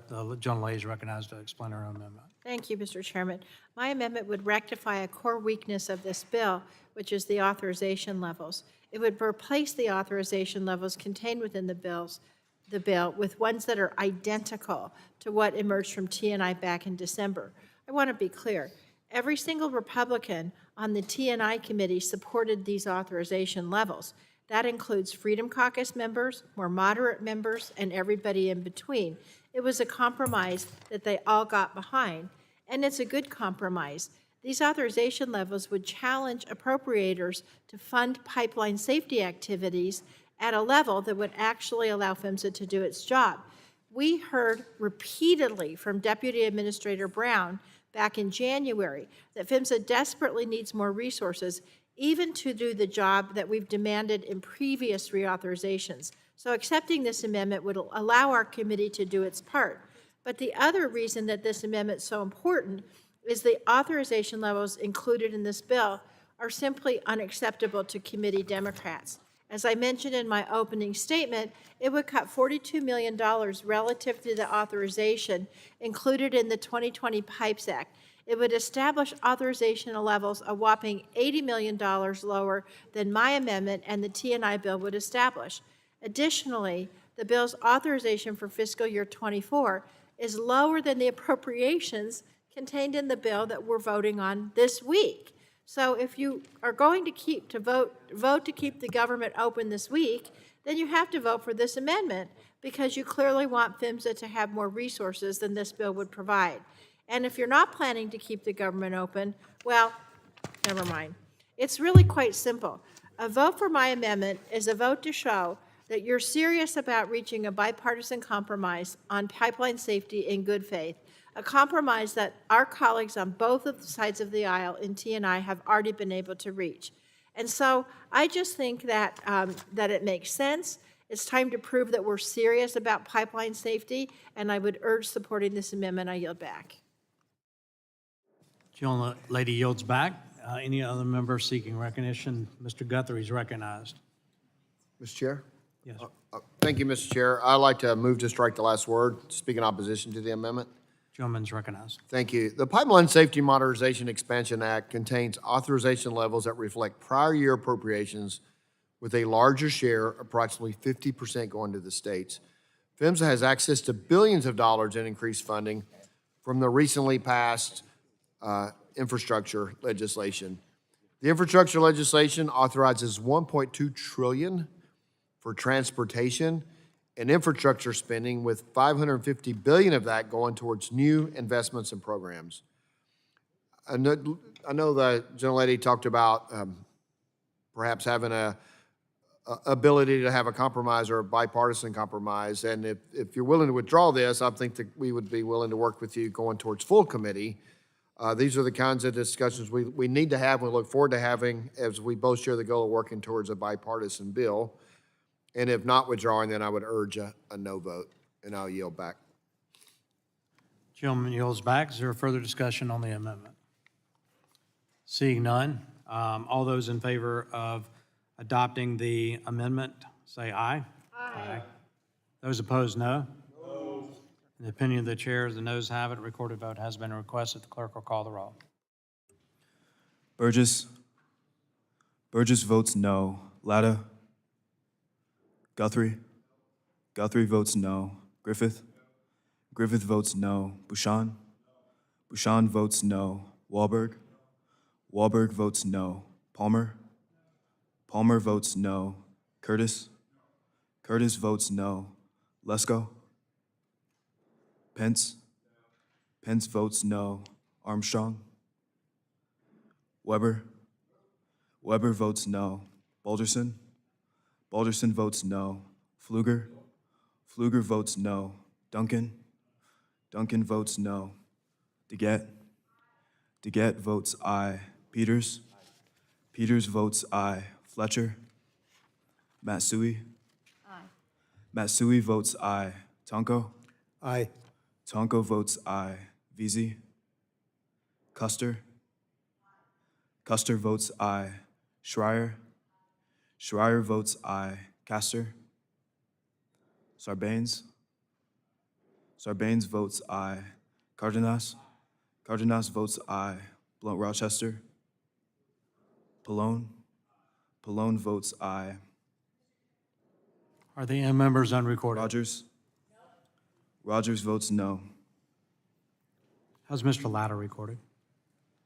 Mr. Latta is not recorded. Latta votes no. And how's Ms. Castor recorded? Ms. Castor is not recorded. Castor votes aye. Any other member unrecorded? Ms. Lesko, how's Ms. Lesko? Ms. Lesko is not recorded. Lesko votes no. Clerk will report the total.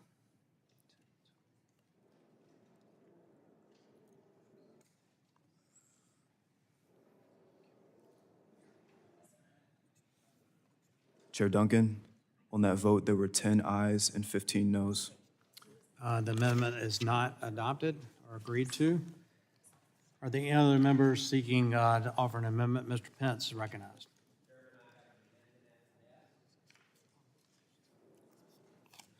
Amendment to the committee print for the Pipeline Safety, Modernization, and Expansion Act of 2024, offered by Mr. Pence of Indiana. Without objection, further reading of the amendment dispensed with, and gentleman is recognized to explain his amendment. Thank you, Mr. Chairman. My amendment will direct a study on the technical considerations for safely transporting blended hydrogen and natural gas through pipelines. Importantly, this amendment could help leverage existing natural gas pipeline assets for hydrogen distribution to foster a competitive domestic hydrogen industry. Hydrogen is becoming a key fuel for next-generation clean energy applications, and many of which are taking place in my Hoosier state. Cummins Engine Company, headquartered in my hometown of Columbus, Indiana, is a world-class leader in hydrogen-fueled heavy-duty engine development.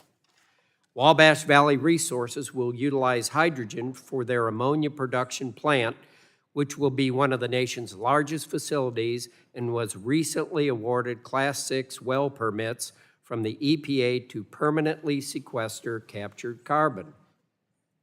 In Northwest Indiana, DOE's Midwest Hydrogen Hub program will leverage BP Whiting's refinery for hydrogen production. This hydrogen hub will help commercialize new technologies in industrial processing, steel manufacturing, glass production, and power generation using hydrogen. These applications will require large and continuous amounts of hydrogen, and the most efficient and cost-effective method of transportation could be by pipeline. As my colleagues are aware, the relationship between hydrogen and natural gas could allow our nation to take advantage of a vast network of existing pipelines for hydrogen distribution. However, knowledge gaps remain before widespread commercialization of hydrogen blend distribution can take place. This amendment will seek to help improve our understanding of the relationship between these two gases. Specifically, it will aid in addressing how blending may react to various pipeline materials impact leak detection and prevention, and maintain integrity and operational capability. By improving our understanding of hydrogen molecules and natural gas pipelines, our nation could leverage the expertise of the oil and gas industry to more effectively build out hydrogen infrastructure. While many of the innovations in hydrogen hold promise, distribution will be a linchpin to their success. As my colleagues know, stakeholders across our districts are continuing to develop a novel approach for hydrogen distribution, studying various levels of hydrogen and natural gas blends, and even exploring new forms of natural hydrogen production. This amendment could help inform these efforts and help establish safe, effective, and efficient distribution opportunities needed to grow a domestic hydrogen industry. I urge my colleagues to support the amendment, and I yield back. Is there further discussion on the amendment? Ms. Schreier is recognized. Thank you, Mr. Chairman. Formally, I'd like to strike the last word and speak on the amendment. Gentlelady is recognized for Thank 5 you. minutes. Hydrogen has been highly incentivized in my home state of Washington. I was proud to lead congressional support for the hydrogen hub in the Pacific Northwest that will lead to roughly $1 billion in funding to jumpstart a green hydrogen industry. But as explored in our legislative hearing with Bill Karam, Executive Director of Washington's Pipeline Safety Trust, we still have serious knowledge gaps to fill on just how to integrate hydrogen safely and effectively in our energy systems. In addition to building out new safe and reliable transport, storage, and delivery, we also need to understand the challenges, financial, safety, and environmental challenges of integrating hydrogen into existing infrastructure with methane gas, known as hydrogen blending. Gas companies have featured this as a key part of their industry's plan to decrease greenhouse gas emissions. And before the industry makes this practice mainstream, we must understand what safety precautions to take and what modifications need to be made on existing pipelines. That's why I'm so supportive of Representative Pence's amendment to study the effects of transporting blends of hydrogen and methane gas in existing gas pipeline infrastructure, mirroring the same study included in the bipartisan Transportation and Infrastructure Reauthorization Bill. I urge my colleagues to support this amendment, and I yield back. Gentlelady yields back. Any further discussion on the amendment? Seeing none, the vote now occurs on the amendment. All those in favor say aye. Aye. Opposed, nay. A roll call vote has been requested, so the clerk will call the roll. Burgess. Burgess votes aye. Latta. Guthrie. Guthrie votes aye. Griffith. Griffith votes aye. Bouchon. Bouchon votes aye. Wahlberg. Wahlberg votes aye. Palmer. Palmer votes aye. Curtis. Curtis votes aye. Lesko. Lesko votes aye. Pence. Pence votes aye. Armstrong. Weber. Weber votes aye. Balderson. Balderson votes aye. Pfluger. Pfluger votes aye. Duncan. Duncan votes aye. DeGette. DeGette votes aye. Peters. Peters votes aye. Fletcher. Matsui. Aye. Matsui votes aye. Tonko. Aye. Tonko votes aye. Veazey. Custer. Custer votes aye. Schreier. Schreier votes aye. Castor. Castor votes aye. Sarbanes. Sarbanes votes aye. Cardenas. Cardenas votes aye. Blount Rochester. Pallone. Pallone votes aye. Rogers. Rogers votes aye. How is Mr. Latta recorded? Mr. Latta is not recorded. Aye. Latta votes aye. Any other members unrecorded? Seeing none, the clerk will report the tally.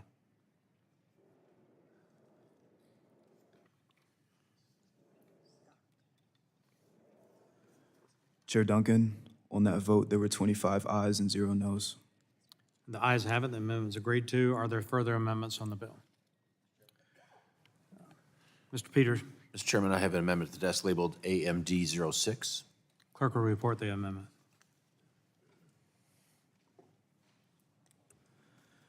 Amendment to the committee print for the Pipeline Safety, Modernization, and Expansion Act of 2024. Without objection, further reading of the amendments to dispense with, and the gentleman is recognized to explain his amendment. Thank you, Mr. Chairman. I am disappointed by the willingness of the majority to put forth a bill that could hamstring PHMSA's ability to consider the environmental benefits of proposed rulemaking. It's particularly surprising because 3 years ago, Republicans signed off on language that allowed PHMSA to consider environmental benefits of proposed rulemaking in a bill that cleared a Republican Senate and was signed into law by former President Trump. I believe it's extremely counterproductive and dangerous to tie the hands of the agencies that oversee the responsible operation of our critical infrastructure. We secured significant victories in the bipartisan Pipes Act of 2020 by creating a leak detention program that ensuring that PHMSA can consider all relevant factors when issuing rules. So I'm proud to offer this amendment that would correct the majority's bill to ensure PHMSA can consider environmental factors along with cost and safety concerns. Mitigating pipeline leaks has significant environmental, safety, and economic benefits, but in order to get the best outcome and the best rule possible, PHMSA needs to be able to consider all three of those benefits. Instructing it to exclusively consider economic and safety benefits only and purposely to ignore environmental benefits doesn't make any sense. Eliminating fugitive methane emissions from pipeline infrastructure is one of the best things we can do for public health, safety, and the environment. This should be common sense and bipartisan, so I'll reiterate my earlier point. 3 years ago, this was bipartisan. Energy and Commerce Republicans signed off on the language that's now law. I'm not sure what changed in a short time, but we have a chance to correct it, do the right thing, and I hope that my colleagues will support this amendment to do just that. As written, I think the bill takes us in the wrong direction on methane, so I will oppose it, and I urge adoption of my amendment, and I yield back. Gentleman yields back. Any other members seeking recognition? Mr. Palmer Chairman, is recognized. move to strike the last word. Gentleman is recognized for 5 minutes. This amendment would strike the requirement that PHMSA consider the safety and economic benefits of a regulation within the United States. Considering the fact that in the first 3 years of the Biden administration has imposed over $600 billion in new regulatory costs on American consumers, striking that provision makes absolutely no sense. It's just another example of how my Democratic colleagues are just completely oblivious and insensitive to the plight of American families struggling to make ends meet, to afford their groceries and afford their household utilities. This amendment gets rid of the language in our bill which prohibits the use of the social costs of carbon and alleged international climate benefits of a regulation, which again is indicative of this just mad pursuit of their Green New Deal, which again is just devastating the household finances of American families. This is another effort by the Democrats to make PHMSA a climate regulator instead of a safety regulator. I urge my colleagues to oppose this amendment, and I yield back. Gentleman yields back. Is there further discussion? Okay, a roll call vote has been requested, so the clerk will call the roll. Burgess. Burgess votes no. Latta. No. Latta votes no. Guthrie. Guthrie votes no. Griffith. Griffith votes no. Bouchon. Bouchon votes no. Wahlberg. Wahlberg votes no. Palmer. Palmer votes no. Curtis. Lesko. Lesko votes no. Pence. Armstrong. Weber. Weber votes no. Balderson. Balderson votes no. Pfluger. Pfluger votes no. Duncan. Duncan votes no. DeGette. DeGette votes aye. Peters. Peters votes aye. Fletcher. Matsui. Aye. Matsui votes aye. Tonko. Aye. Tonko votes aye. Veazey. Custer. Schreier. Ms. Custer, you're now recorded. Custer votes aye. Schreier. Schreier votes aye. Castor. Castor votes aye. Sarbanes. Sarbanes votes aye. Cardenas? Cardenas votes aye. Blunt Rochester? Pallone? Pallone votes aye. Rogers? Rogers votes no. How is Mr. Pence recorded? Mr. Pence votes no. And how's Mr. Curtis reported? Mr. Curtis is not recorded. Curtis votes no. Any other member unrecorded? Clerk will report the tally.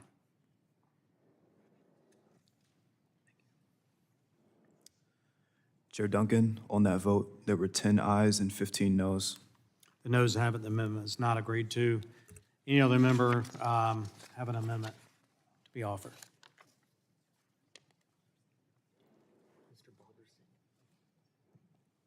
Mr. Balderson? You have an amendment? I do, Mr. Chairman, thank you. Sorry, Mr. Pfluger was talking to me. Mr. Chairman, I have an amendment at the desk. Clerk will report. Amendment to the committee print for the Pipeline Safety Modernization and Expansion Act of 2024, offered by Without Mr. objection, further reading of the amendments dispensed with. Mr. Balderson is recognized to explain his amendment. Thank you, Mr. Chairman. Appreciate you doing this markup today, including the Pipeline Safety Modernization and Expansion Act. My amendment builds on some of the bill's provisions to provide clarity and reduce red tape while ensuring strong oversight and safety of our pipelines.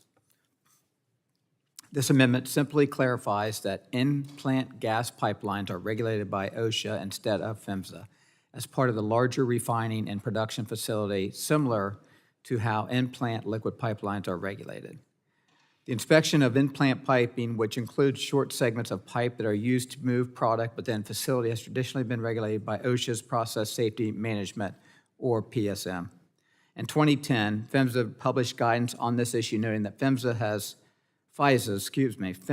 has elected not to apply the federal gas pipeline safety regulations to such lines if they are associated with the plant, meaning they are operated by plant personnel, run between plant buildings, and are less than 1 mile in length. Unfortunately, regional offices have been inconsistent with how they treat these lines, creating unnecessary confusion and regulatory orders. OSHA's PSM has thorough safety regulations in place for in-plant piping. It is important to note that these in-plant pipings follow different standards than transportation pipelines. For example, the in-plant piping in a refinery or gas plant are typically designed to completely different ASME requirements than that of transportation pipelines. It simply doesn't make any sense to subject these facilities to oversight from OSHA and PHMSA. This common sense amendment ensures gas in-plant pipes are regulated by OSHA's PSM, just like liquid in-plant pipes. OSHA has the existing knowledge and expertise to promote safety within these facilities. Thank you, Mr. Chairman. I yield back. Gentleman yields back. Mr. Getz recognized on the amendment. Thank you, Mr. Chairman. Mr. Chairman, I oppose this amendment. It would exempt gas pipelines supporting certain industrial and extractive processes from pipeline safety regulations and requirements. It would not just exempt those pipelines within the fence line of a facility, but it would also exempt any transfer pipes in a 1 mile radius around the facility. What this would do would be to expose workers at refineries and other facilities to unnecessary safety risks, and it would endanger the communities around those facilities as well. Frankly, this is a handout to an industry looking to cut corners on safety. I don't think we should stand for this on behalf of our constituents, and so I urge everyone on both sides of the aisle to oppose the amendment. I yield back. Is there further discussion on the amendment? Seeing none, a roll call vote has been requested, so the clerk will call the roll. Burgess? Burgess votes aye. Latta? Guthrie? Guthrie votes aye. Griffith? Griffith votes aye. Bouchon? Wahlberg? Wahlberg votes aye. Palmer? Palmer votes aye. Curtis? Curtis votes aye. Lesko? Lesko votes aye. Pence? Armstrong? Weber? Weber votes aye. Balderson? Balderson votes aye. Pfluger? Pfluger votes aye. Duncan? Duncan votes aye. Dingell? Dingell votes no. Peters? Peters votes no. Fletcher? Matsui. No. Matsui votes no. Tonko. No.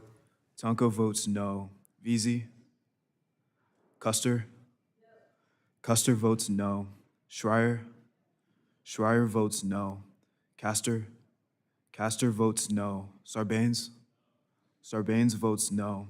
Cardenas. Rochester. Pallone. Pallone votes no. Rogers.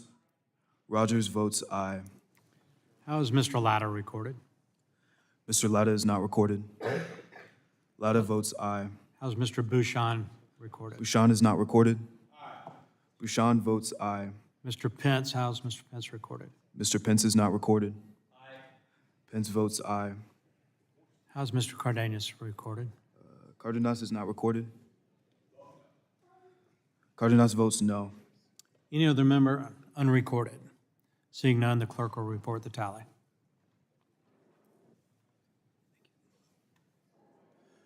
Chair Duncan, on that vote, there were 15 ayes and 10 noes.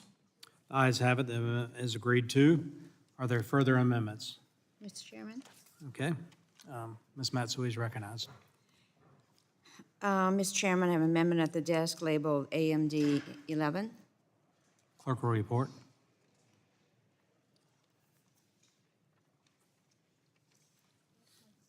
Amendment to the committee print for the Pipeline Safety Modernization and Expansion Act of 2024, offered by Ms. Matsui. Without objection, further reading of the amendments dispensed with, and the gentlelady is recognized to explain her amendment.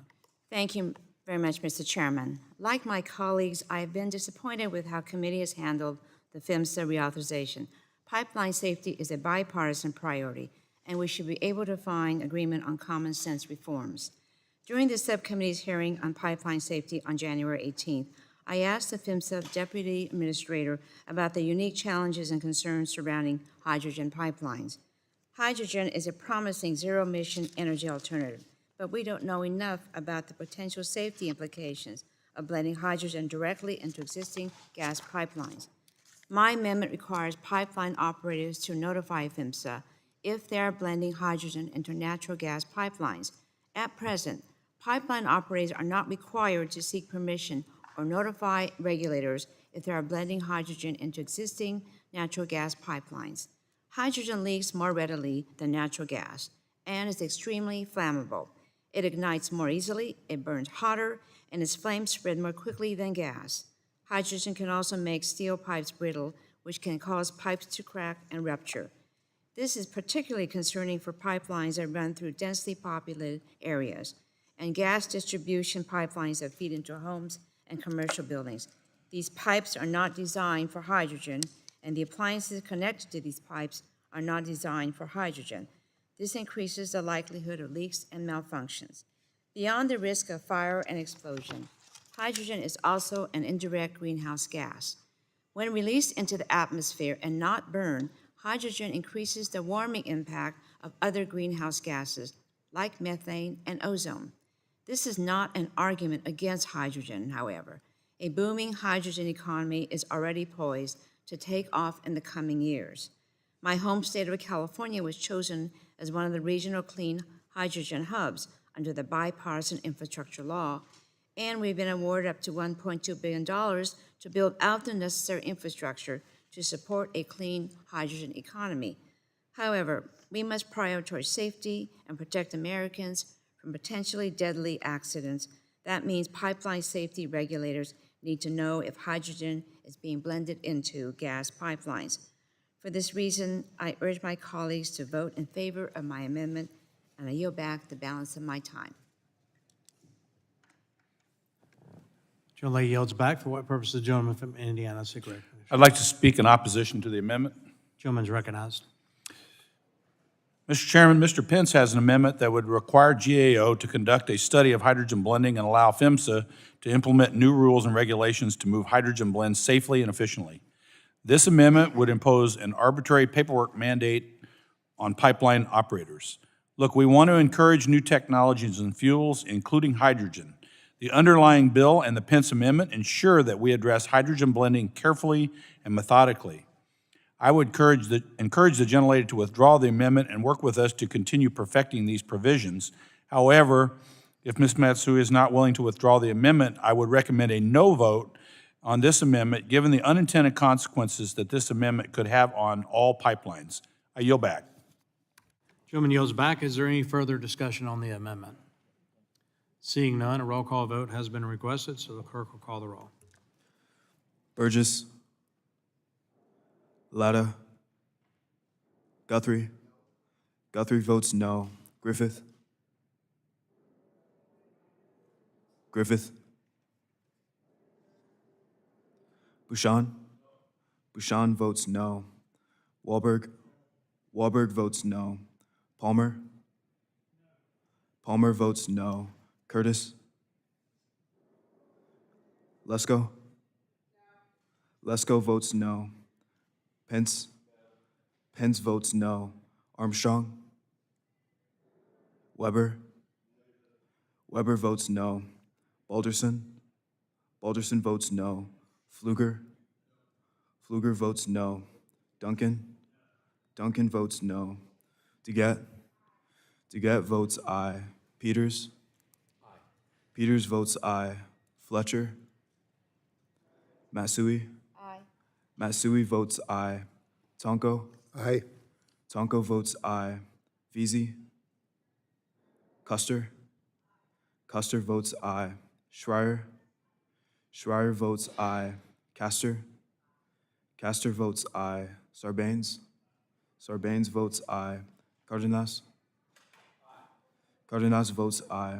Blount Rochester. Pallone. Pallone votes aye. Rogers. Rogers votes no. How is Mr. Latta recorded? Mr. Latta is not recorded. Latta votes no. Are the other members unrecorded? Seeing none, the How's clerk- Griffith recorded? Mr. Griffith, you are not recorded. Excellent, thank you.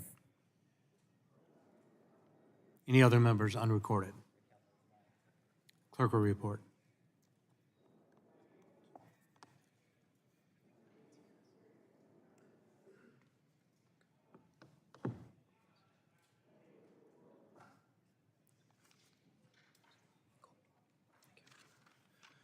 Chair Duncan, on that vote, there were 10 ayes and 12 noes. The noes have it, and the amendment is not agreed to. Are there further amendments to the bill? Mr. Chairman, I have an amendment at the desk. Mr. Pfluger has an amendment. Clerk will report. Amendment to the committee print for the Pipeline Safety, Modernization, and Expansion Act of 2024, offered by Without Mr. further Pfluger. objection, the further reading of the amendment is dispensed with, and Mr. Pfluger is recognized to explain the amendment. Thank you, Mr. Chairman. Pipelines play a vital role in safely providing affordable, abundant, reliable energy to communities around the world. And the crews that are building, maintaining, and repairing these pipelines contribute to environmental protection, to economic growth, to energy security, and this is obviously indispensable to a variety of businesses throughout the United States. Additionally, pipeline construction and repair requires heavy machinery and near constant movement. It's imperative that we have the proper safety standards in place to prioritize both worker and public safety during this process. Under current law, Chapter 601, Title 49, does not contain any authority concerning worker or public safety where pipeline construction or repair activities are occurring. There are no notices appearing and designating a safe distance from construction or repair activities, therefore allowing the general public to enter these areas either deliberately or accidentally, creating an unsafe situation for citizens and a liability exposure for the companies involved. My amendment is pretty simple. It directs the Secretary to promulgate a regulation to establish worker and public safety zones to ensure the public maintains a safe distance from pipeline construction, from repairs, and other necessary activities. This zone will exist at all times during these activities. It's important to note that this proposal does not alter or amend any pipeline siting, permitting, setbacks, location, or approval authority of the Secretary under Chapter 601 of Title 49, nor does it change landowner rights in any way. My amendment simply will create parity with other modes of transportation under the authority of DOT and ensure public and worker safety is prioritized. I urge a yes on this vote and yield back. Gentleman yields back. Any further discussion? John Lay from Colorado is recognized. Thank you, Mr. Chairman. I'm opposed to the amendment as written simply because I think it's unworkable. What it does is it requires the Department of Transportation to establish worker and public safety zones at each pipeline construction or pipeline repair site, and it makes it illegal to enter those zones. I'm really sympathetic to the intent of this amendment.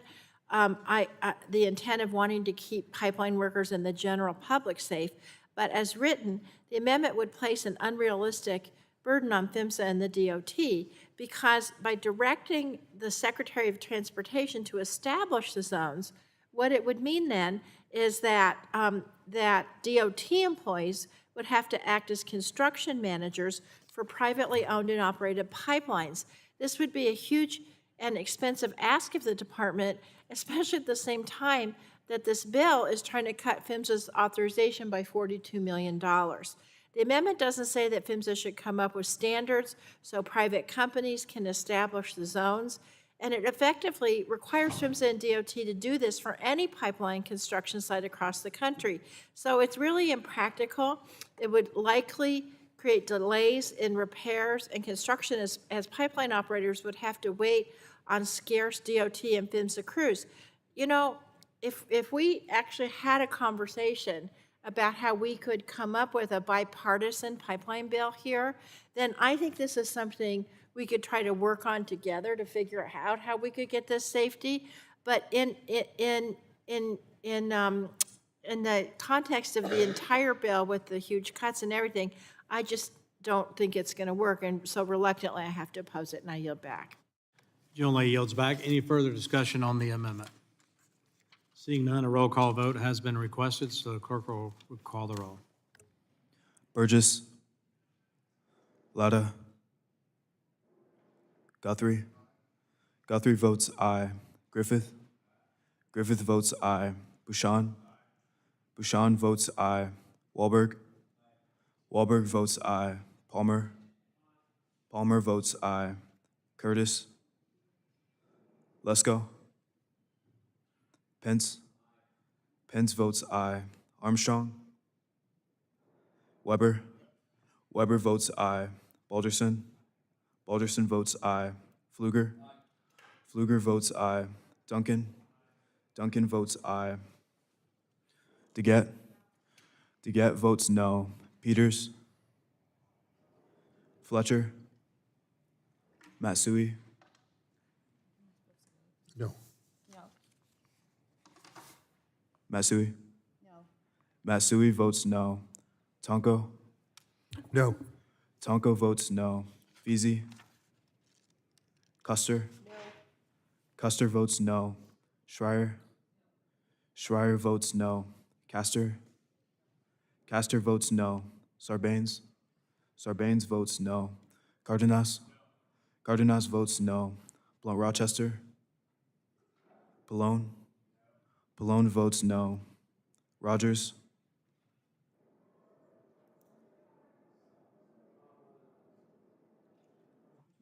Rogers. Rogers votes aye. How is Mr. Latta recorded? Latta votes aye. Mr. Palmer? Mr. Palmer is recorded as aye. How's Ms. Lesko recorded? Ms. Lesko is not recorded. Aye. Lesko votes aye. Yes. How's Mr. Peters recorded? Mr. Peters is not recorded. Peters votes no. Are there any other members unrecorded? Seeing none, the clerk will report the tally.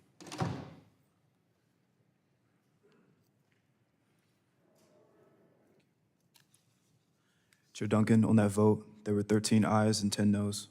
The ayes have it, and the amendment is agreed to.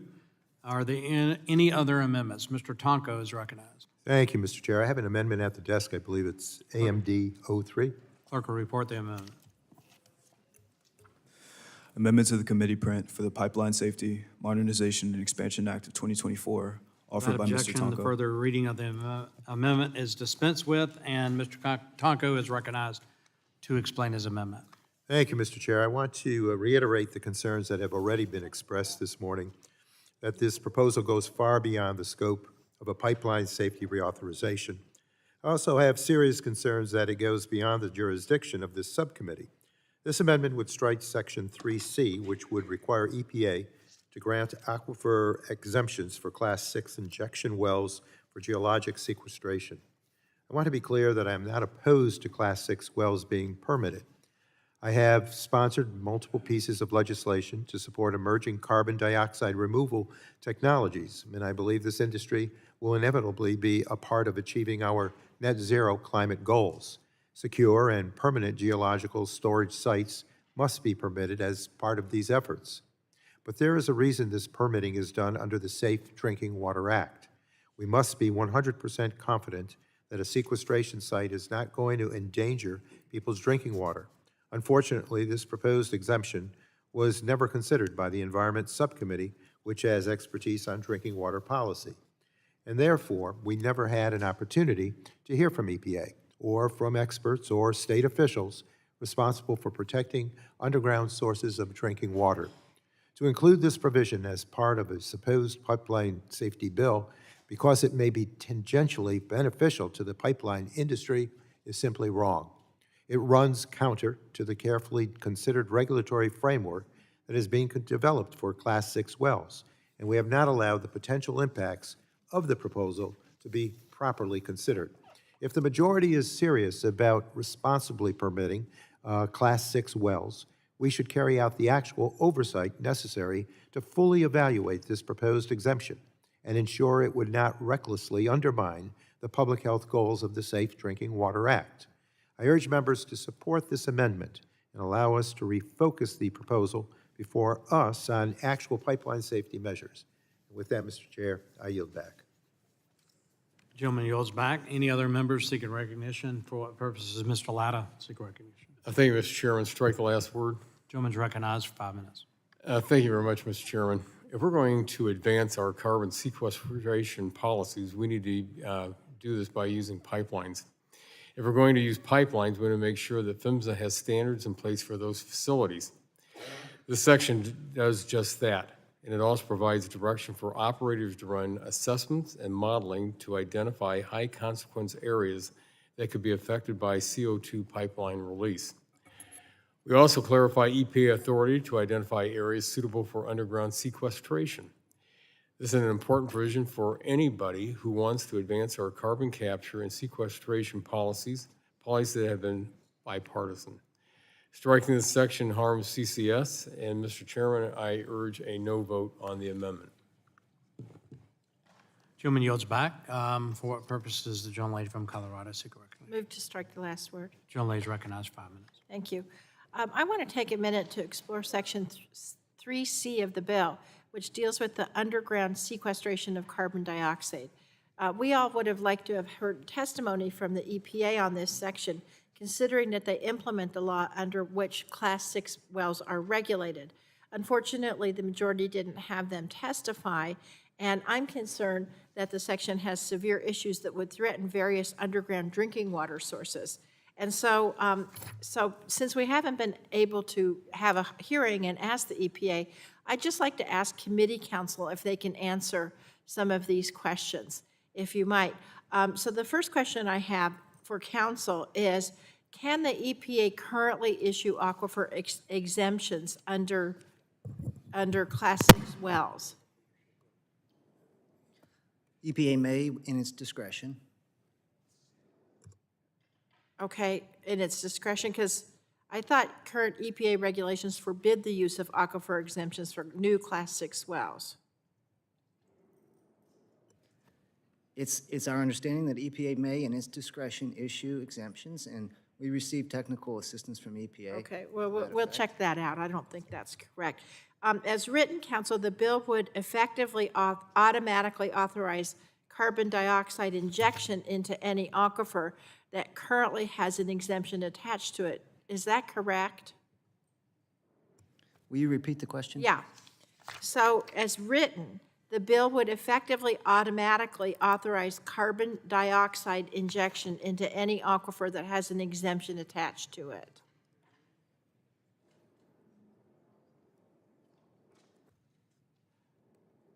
I don't believe that the language directs them to automatically approve. Okay. Could you Well, we point to think the it- line and page number where you see that? Do you have a line and page number?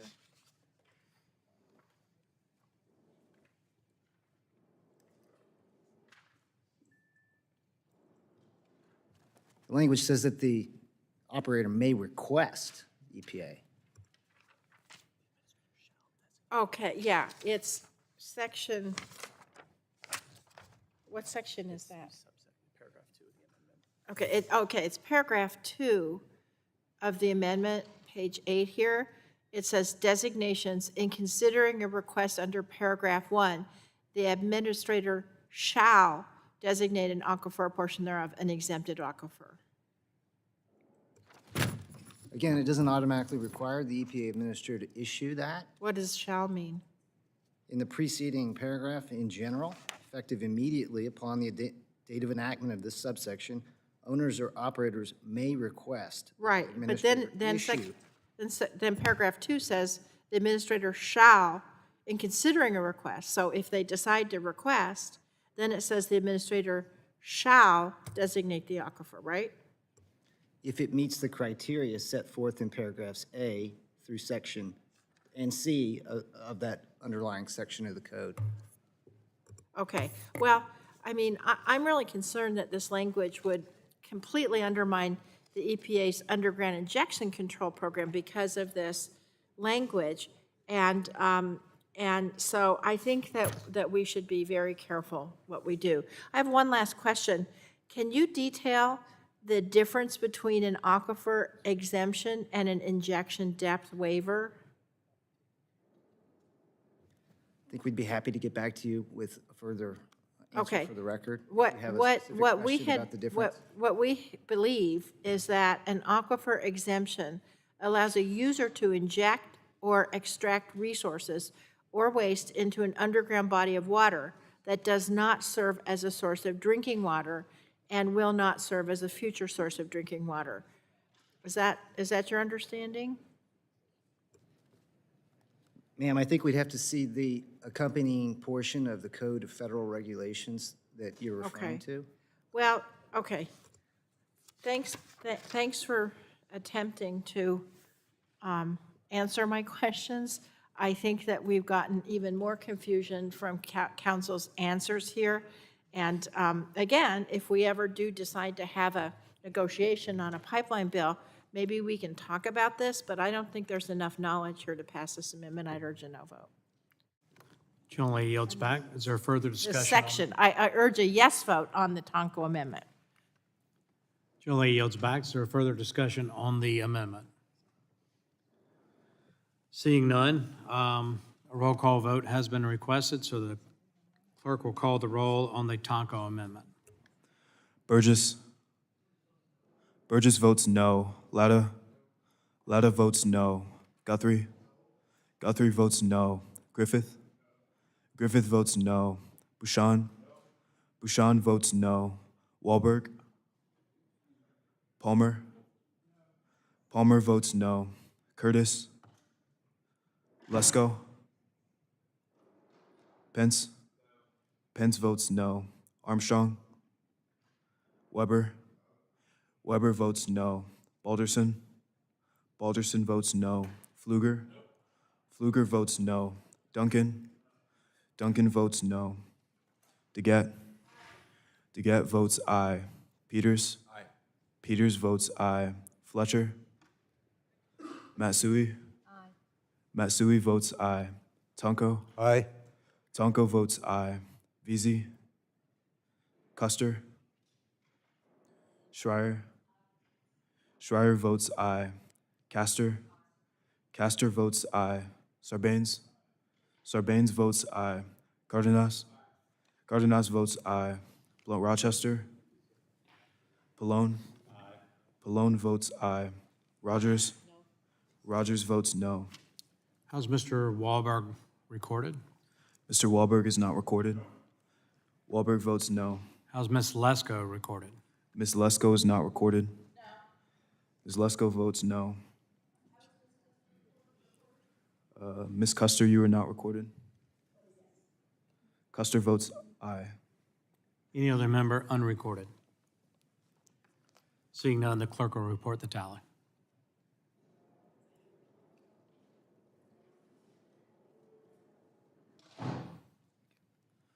Chair Duncan, on that vote, there were 10 ayes and 14 noes. The noes have it, and the amendment is not agreed to. Are there further amendments to be offered? Mr. Chair, Yes, Ms. Custer. I have an amendment at the desk, AMD 12.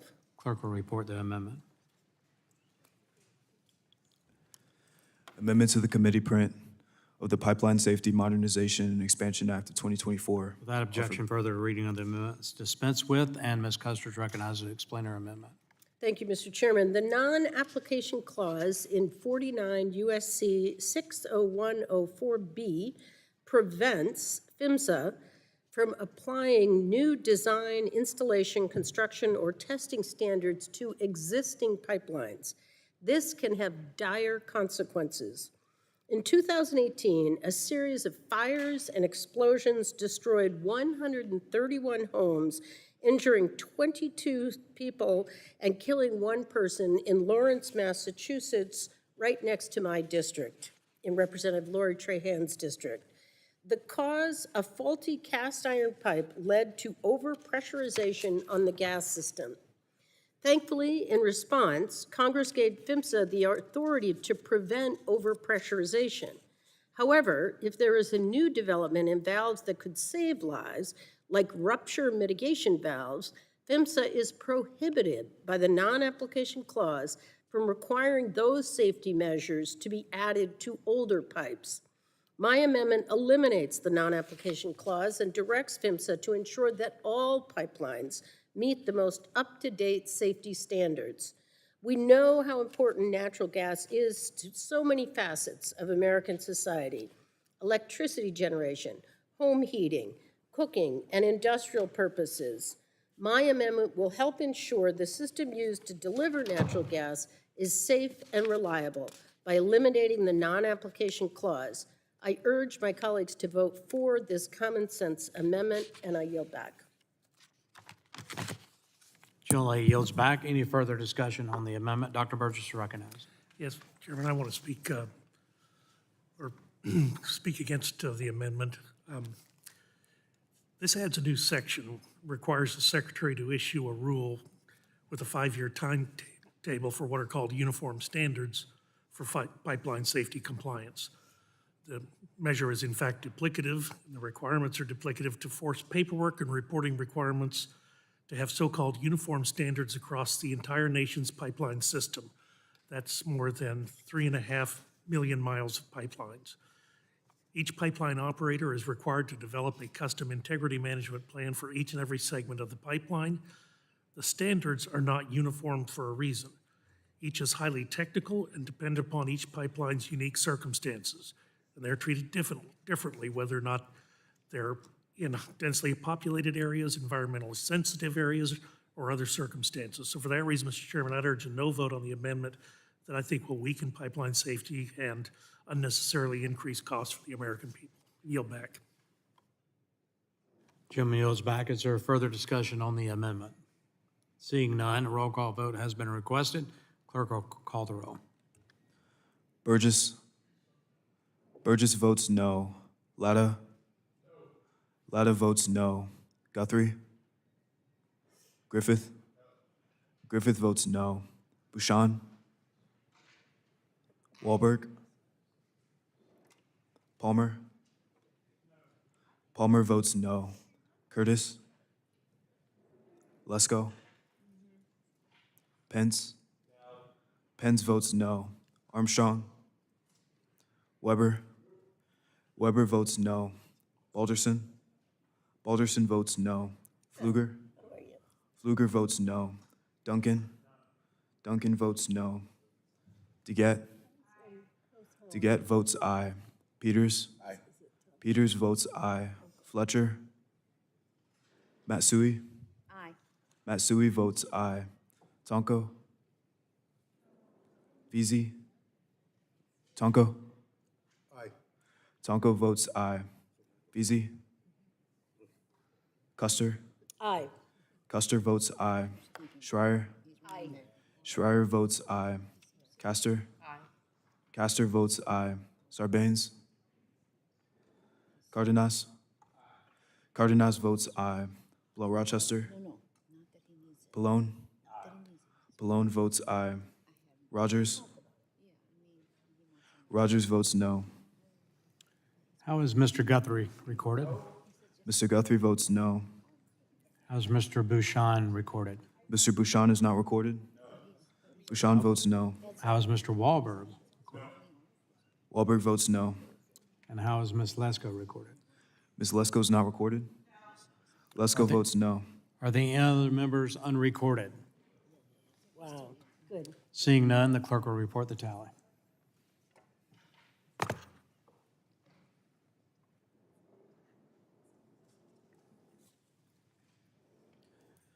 Chair Duncan, on that vote, there were 9 ayes and 14 noes.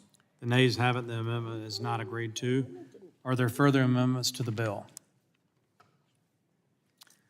Dr. Schreier.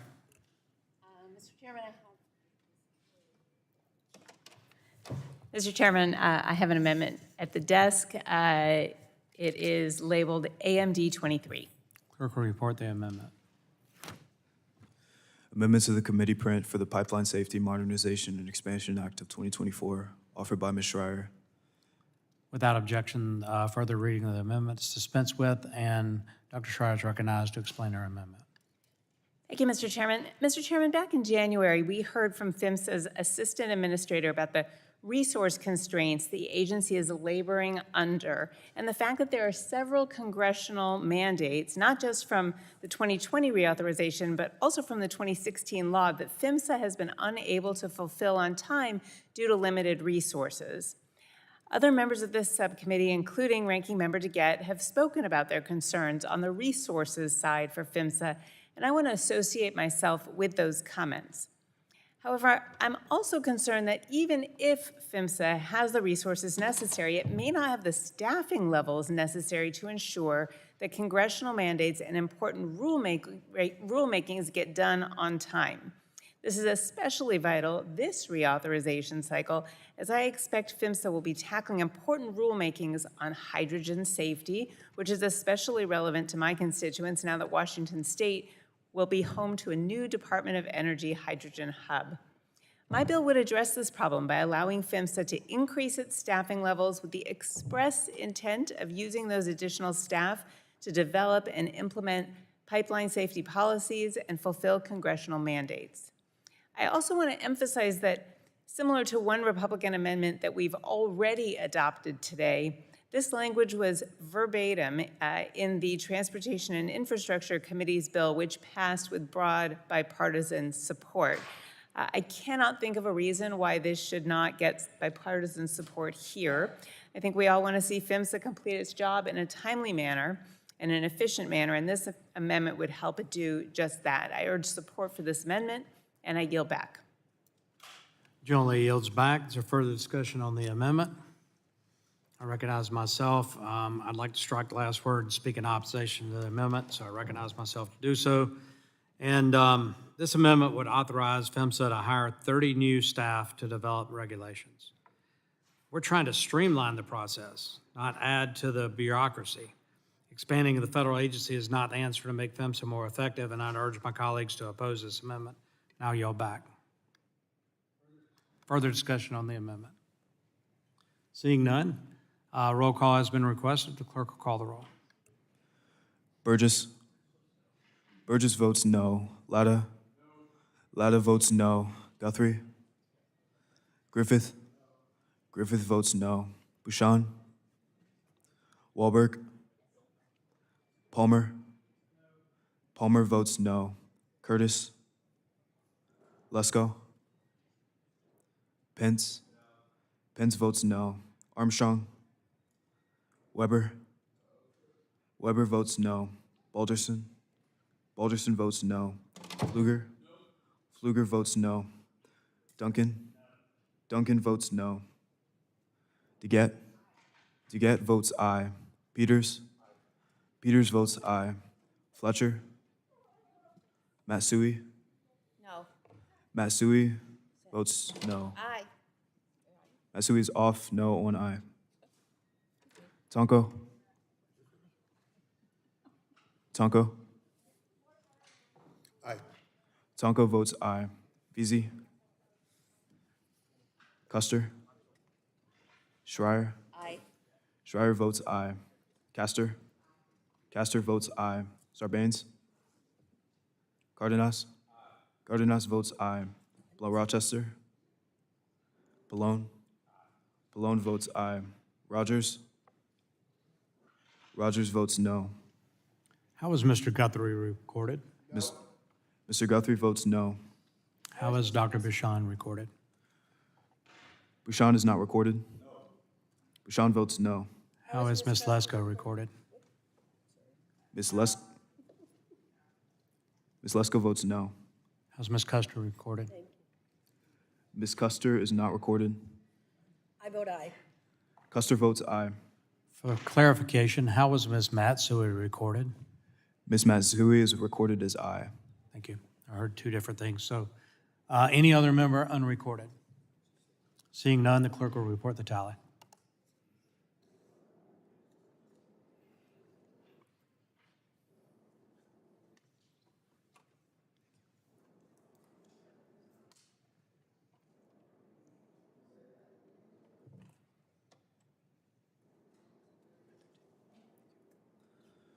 Chair Duncan, on that vote, there were 9 ayes and 13 noes. The nays have it. The amendment is not agreed to. Are there further amendments? Ms. Castor is recognized. Thank you, Mr. Chairman. I have an amendment at the desk labeled AMD 18.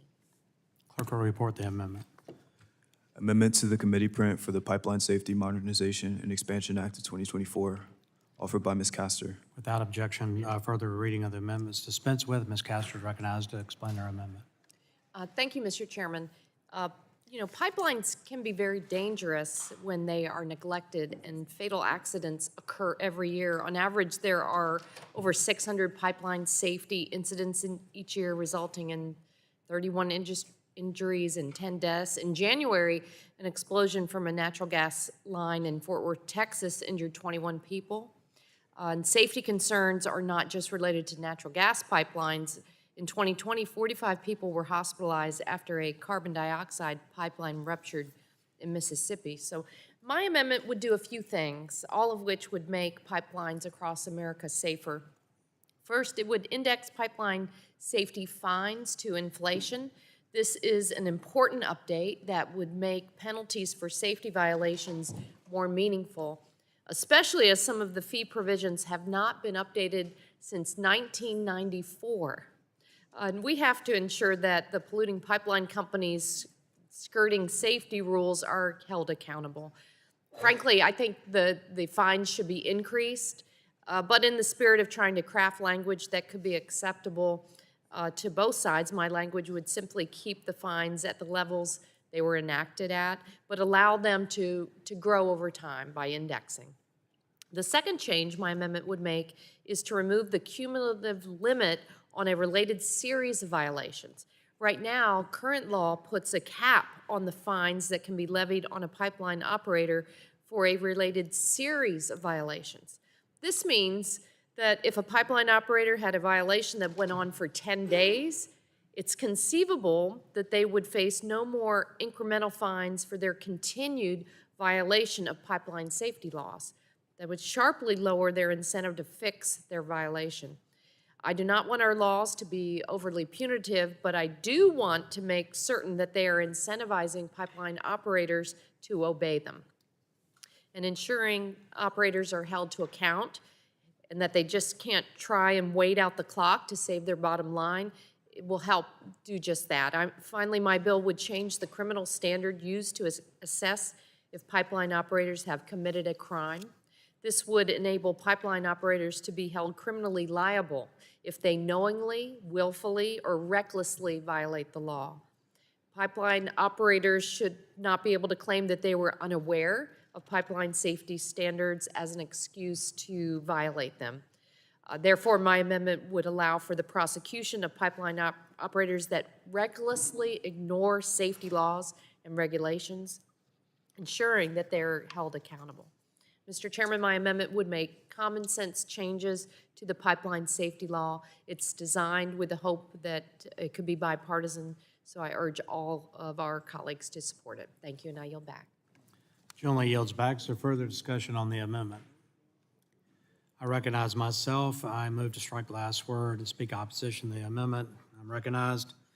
You know, I think one problem that Congresses have had in the past is arbitrary language that leaves the legislation up to the courts to decide what the congressional meaning is. I think this amendment increases civil penalties for violations, adds a vague new reckless standard. I think reckless is subjective. So I'd like to talk about the amendment. The amendment here attempts to increase the civil penalties for violations by tying them to inflation.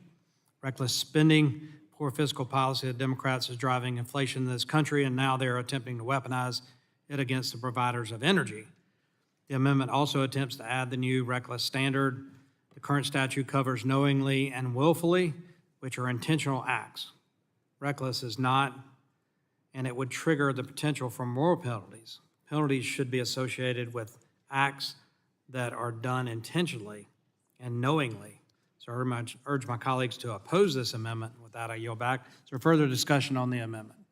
Seeing none, roll call vote has been requested, and the clerk will call the roll. Burgess. Burgess votes no. Latta. Latta votes no. Guthrie.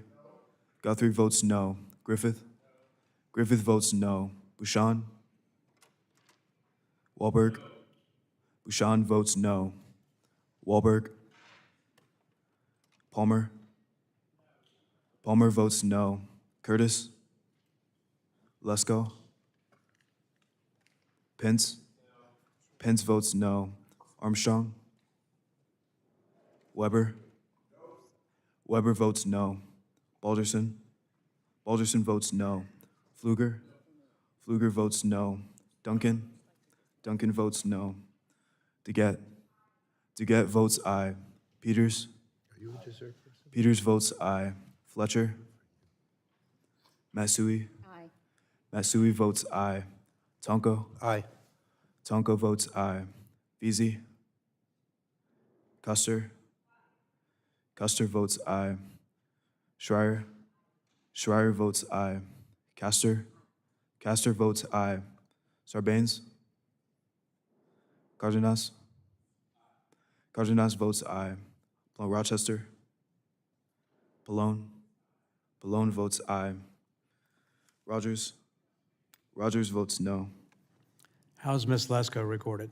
Ms. Lesko is not recorded. Lesko votes no. Any other member unrecorded? Seeing none, the clerk will report the tally.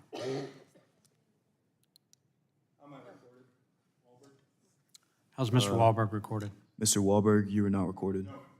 Wahlberg votes no. Any other members unrecorded? Clerk will report.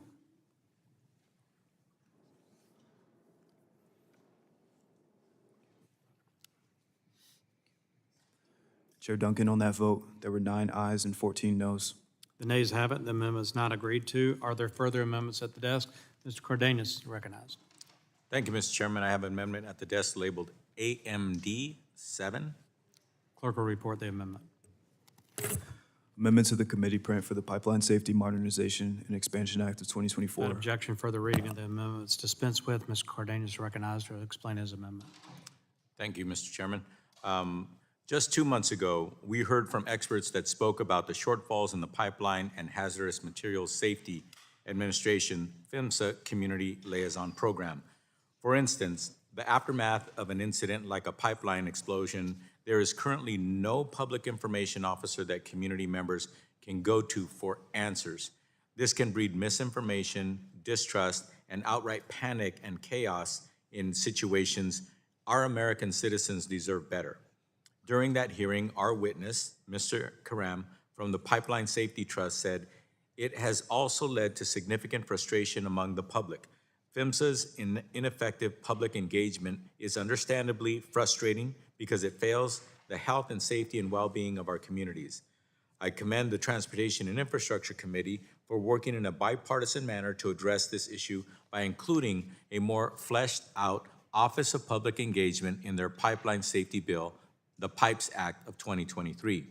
The language is certainly not perfect, but it is an important starting point on this issue that could be built upon in future reauthorizations once Congress has had time to conduct proper oversight of the new office. Unfortunately, despite expert testimony and a bipartisan recognition that there is a need for improved public engagement, Republicans on this committee have failed to include any provisions that improve PHMSA's public engagement program in today's pipeline safety bill.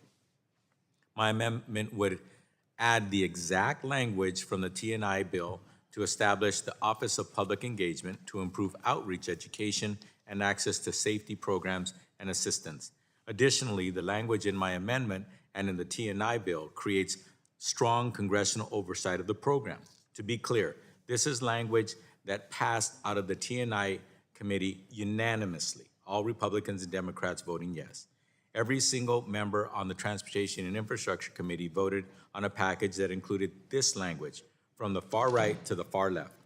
Personally, I would have preferred to go further, but I wanted to craft this amendment to be identical to the language that had already secured bipartisan support just 3 months ago. I cannot think of any reason why this should be a partisan amendment. With over 600 pipeline safety incidents a year, it's important we improve public engagement and education. Our constituents deserve that at the very least. It's time that Republicans on this committee get serious about pipeline safety and work with Democrats to better serve and protect our constituents through pursuing a bipartisan reauthorization process. If my colleagues want to show they are serious about bipartisanship in the process, they'll vote yes on my amendment. I urge my colleagues to vote yes on this amendment and no on the underlying bill. I'm going to take a point of personal privilege, Mr. Chairman. I noticed that we have a monitor on this side of the room that half of it is white and the other half is regular colored. And if we could get that monitor changed, but my request is if we could use an energy efficient monitor to replace it. With that, I yield back. It costs too much, that's right. Any further, the gentleman yields back. Any further discussion on the amendment? And Mr. Balderston's recognized. Thank you, Mr. Chairman. I would like to strike the last word, speak in opposition to this amendment. Gentleman's recognized. Thank you. FISA already maintains a strong program to engage with community members and stakeholders in regulatory decision-making. I'm not sure this amendment is necessary. I would note the Biden administration has not asked for this authority, and we have no record in committee that would establish the legislative need for this provision. If the gentleman is willing to withdraw the amendment, we would be happy to work with him and them. Otherwise, I would recommend a no vote until we can understand whether PHMSA's current program and authority should be modified. I urge my colleagues to withdraw this amendment so we can further work on this issue. I yield back. Gentleman yields back. Is there any other discussion on the amendment? Seeing none, a roll call vote has been requested, so the clerk will call the roll. Burgess. Burgess votes no. Latta. Latta votes no. Guthrie. Griffith. Griffith votes no. Bouchon. Bouchon votes no. Wahlberg. Wahlberg votes no. Palmer. Palmer votes no. Curtis. Lesko. Pence. Armstrong. Weber. Weber votes no. Balderson. Balderson votes no. Pfluger. Pfluger votes no. Duncan. Duncan votes no. DeGette. DeGette votes aye. Peters. Peters votes aye. Fletcher. Matsui. Aye. Matsui votes aye. Tonko. Aye. Tonko votes aye. Beasy. Custer. Custer votes aye. Schreier. Schreier votes aye. Castor. Castor votes aye. Sarbanes. Sarbanes votes aye.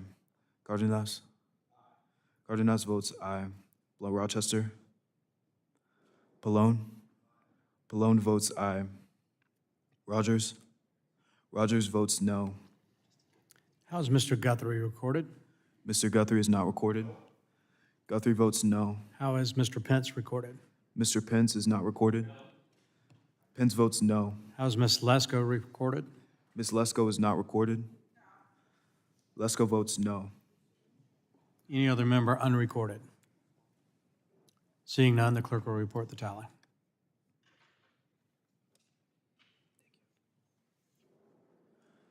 Chair Duncan, on that vote, there were 10 ayes and 14 noes. The nays have it, the amendment's not agreed to. Any other amendments to be offered? Mr. Cardenas is recognized. Excuse me, Mr. Sarbanes is recognized.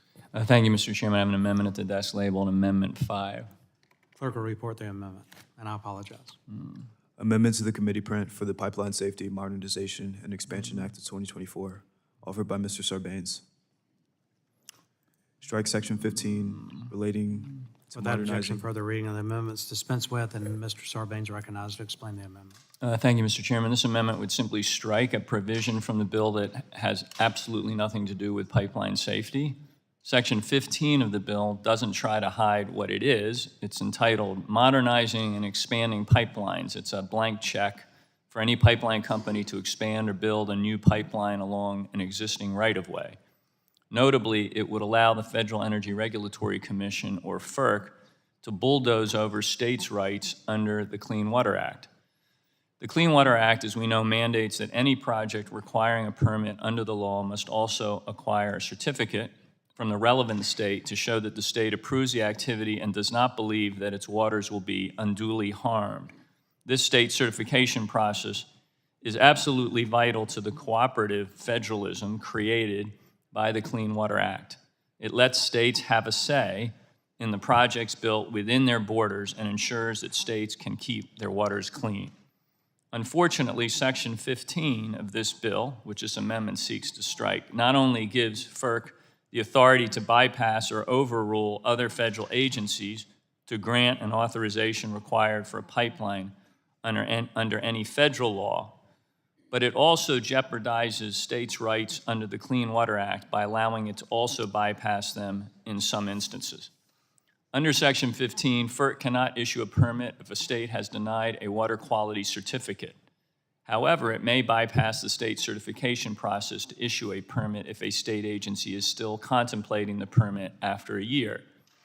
This means that a state may actually be incentivized to prematurely deny any application that it has doubts on, rather than take the proper and appropriate time to understand the implications, because of the risk that FERC will override that due consideration. Frankly, unfortunately, this approach seems to be in line with the Republican approach to permitting generally in this Congress, throwing together so-called fixes that would actually do nothing to fix and navigate the tricky and complex issues that we are facing. You'll also notice that nowhere in my description of the language in the bill or my amendment did I say the words pipeline safety. That is because this language has nothing to do with pipeline safety. As the ranking member said, if Republicans want to move these permitting measures independently, they are welcome to do so. They are in the majority. That's their right. But they cannot include poison pill permitting provisions in a pipeline safety bill and just expect the rest of us to go along. I urge my colleagues to adopt my amendment to strike this language, which would allow us to actually start negotiating on the bill. Thank you, and I yield back, Mr. Chair. Gentleman yields back. Is there further discussion on the amendment? I recognize myself and move to strike last word and recognize myself to speak in opposition of this amendment. This strikes Section 15 of the pipeline print, which concerns modernizing and expanding pipelines. This section is vital to the ongoing safety of our pipeline system. It will enable modernization of existing pipelines and make use of existing right-of-ways already approved. This section provides FERC backstop authority to issue a federal permit for inspection, repair, and maintenance-related construction modification of an existing pipeline or a new pipeline co-located within the existing right-of-way. This kicks in if other entities fail to issue the necessary federal permits after 1 year. Now, the left doesn't want energy and have been doing all they can to kill new infrastructure. States like New York are blocking critical infrastructure and harming consumers in other states. But this concerns existing infrastructure, and it is within our jurisdiction to improve this infrastructure for the benefit of the American public. We should give FERC the authority to update this infrastructure and increase usefulness for the existing systems. Striking this important section will harm existing pipelines and harm our energy security as well as our economy. So I urge a no vote on this amendment. I yield back. Any further discussion on the amendment? Seeing none, roll call has been requested, so the clerk will call the roll. Burgess. Burgess votes no. Latta. Latta votes no. Guthrie. Griffith. Griffith votes no. Bouchon. Wahlberg. Palmer. Palmer votes no. Curtis. Lesko. Lesko votes no. Pence. Pence votes no. Armstrong. Weber. Balderson. Balderson votes no. Pfluger. Pfluger votes no. Duncan. Duncan votes no. DeGette. DeGette votes aye. Peters. Peters votes aye. Fletcher. Matsui. Aye. Matsui votes aye. Tonko. Aye. Tonko votes aye. Veazey. Custer. Custer votes aye. Schreier. Schreier votes aye. Castor. Castor votes aye. Sarbanes. Sarbanes votes aye. Cardenas. Cardenas votes aye. Blow Rochester. Pallone. Pallone votes aye. Rogers. Rogers votes no. How is Mr. Guthrie recorded? Mr. Guthrie votes no. How is Dr. Bouchon recorded? Bouchon is not recorded. No. Bouchon votes no. How's Mr. Wahlberg recorded? Wahlberg is not recorded. How's Wahlberg Mr. votes no. Weber recorded? Weber is not recorded. Weber Are there votes any no. other members unrecorded? Seeing none, the clerk will report the tally.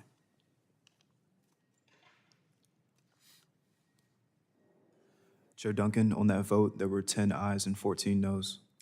The noes have it, and the amendment is not agreed to. Are there further amendments to the bill?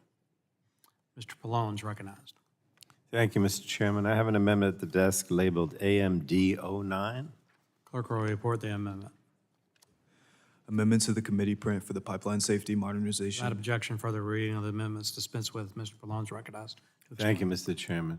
My amendment is fairly simple. It would amend the bill to strike the duplicative cost-benefit analysis that PHMSA's rules are subject to that has no other comparison across the federal government. This statutory restriction has given industry a hook for litigation that ultimately endangers Americans and makes pipelines across the country less safe.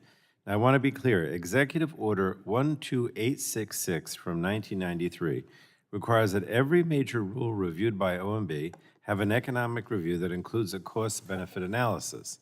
The PHMSA's rules are no different in that respect, but what is different about PHMSA is that within its authorizing statute is a requirement that prohibits the agency from proposing or finalizing a standard until it can complete a cost-benefit analysis.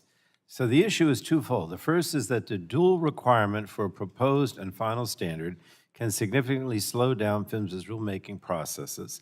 And the second is that having the requirement in law as opposed to following the executive order has given pipeline companies the ability to pursue spurious lawsuits against PHMSA safety standards. So this subcommittee heard just as much in testimony that we received in January from the Pipeline Safety Trust. In fact, in a court case last May, the D.C. Circuit noted PHMSA's unique hybrid rulemaking procedures as the agency is constrained by the language,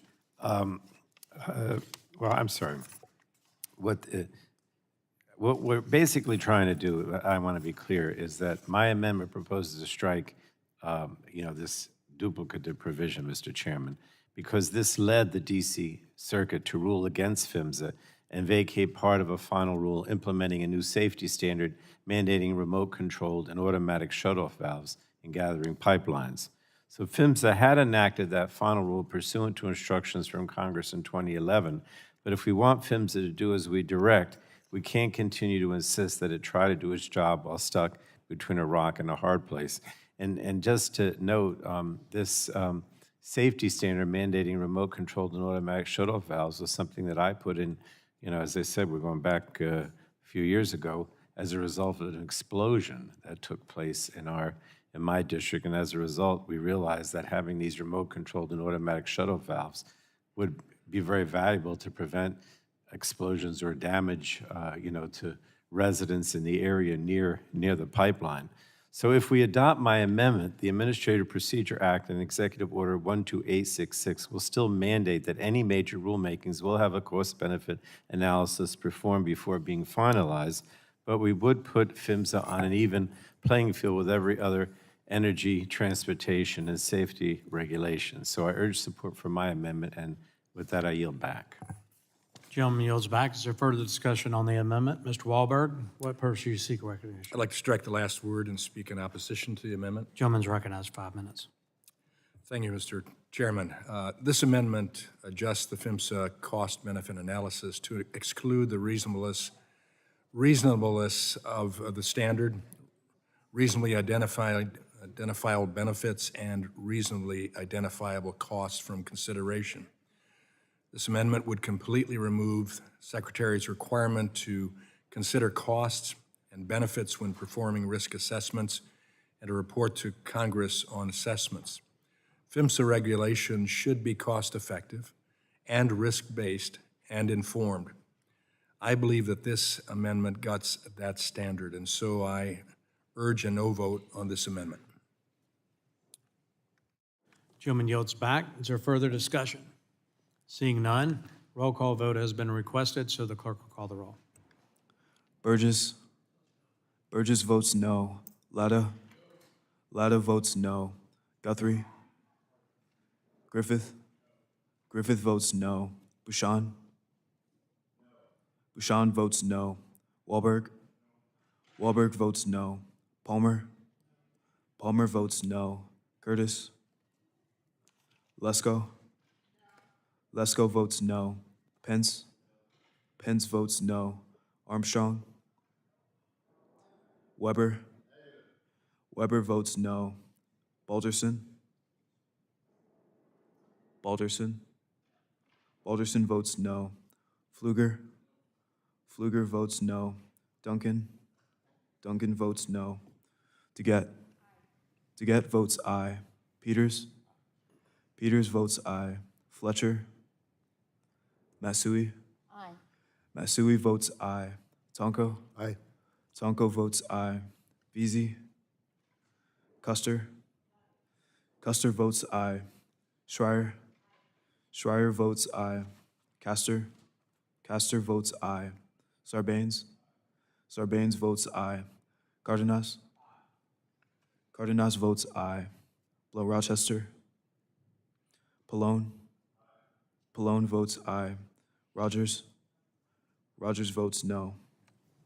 How's Mr. Guthrie recorded? Mr. Guthrie votes no. Any other members unrecorded? Seeing none, the clerk will report the tally.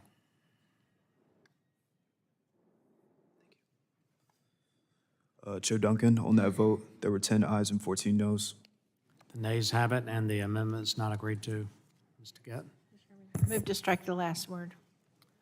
John Lay moves to strike the last word and recognize for 5 minutes. Thank you, Mr. Chairman. We're done, I think, with the amendments at this point, and we're getting ready to have a final passage vote on this bill.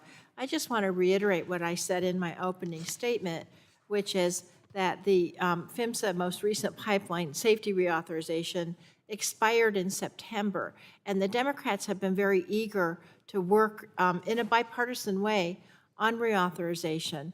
In fact, today, we even agreed to 2 of the Republican amendments to the bill, while the Republicans didn't agree to any of our amendments. And in addition, we, not only that, but some of the amendments that we wanted to make made it in line with what's already happening in the appropriations bills and in other pieces of legislation. And so I'll just reiterate, if we really want to legislate in this committee, then I would suggest that we actually try to work in a bipartisan way, just like we did on our nuclear bill, which now is going over to the Senate. And so, Mr. Chairman, I just wanted to say those things. I hope we can work together and yield back, and I know we're going to go to final vote. Well, I appreciate the gentlelady's comments, and there are a couple of amendments I think we can work on. I've talked with staff about them, and we'll continue to work before we go to full committee to see if we can incorporate some of that. But that's a work in progress. Is there a further discussion? First off, are there any other amendments to be offered? Seeing none, is there further discussion on the bill? Seeing none, the pending question is adoption of the bill as amended. The roll call vote is necessary, so the clerk will call the roll. Burgess. Burgess votes aye. Latta. Latta votes aye. Guthrie. Griffith. Griffith votes aye. Bouchon. Bouchon votes aye. Wahlberg. Wahlberg votes aye. Palmer. Palmer votes aye. Curtis. Lesko. Lesko votes aye. Pence. Pence votes aye. Armstrong. Weber. Weber votes aye. Balderson. Balderson votes aye. Pfluger. Pfluger votes aye. Duncan. Duncan votes aye. DeGette. DeGette votes no. Peters. Peters votes no. Fletcher. Matsui. No. Matsui votes no. Tonko. No. Tonko votes no. Veazey. Custer. Custer votes no. Schreier. Schreier votes no. Castor. Castor votes no. Sarbanes. Sarbanes votes no. Cardenas. Cardenas votes no. Blow Rochester. Pallone. Pallone votes no. Rogers. Rogers votes aye. Are the members unrecorded? How is Mr. Guthrie recorded? Guthrie votes aye. Any other members unrecorded? Seeing none, the clerk will report the tally.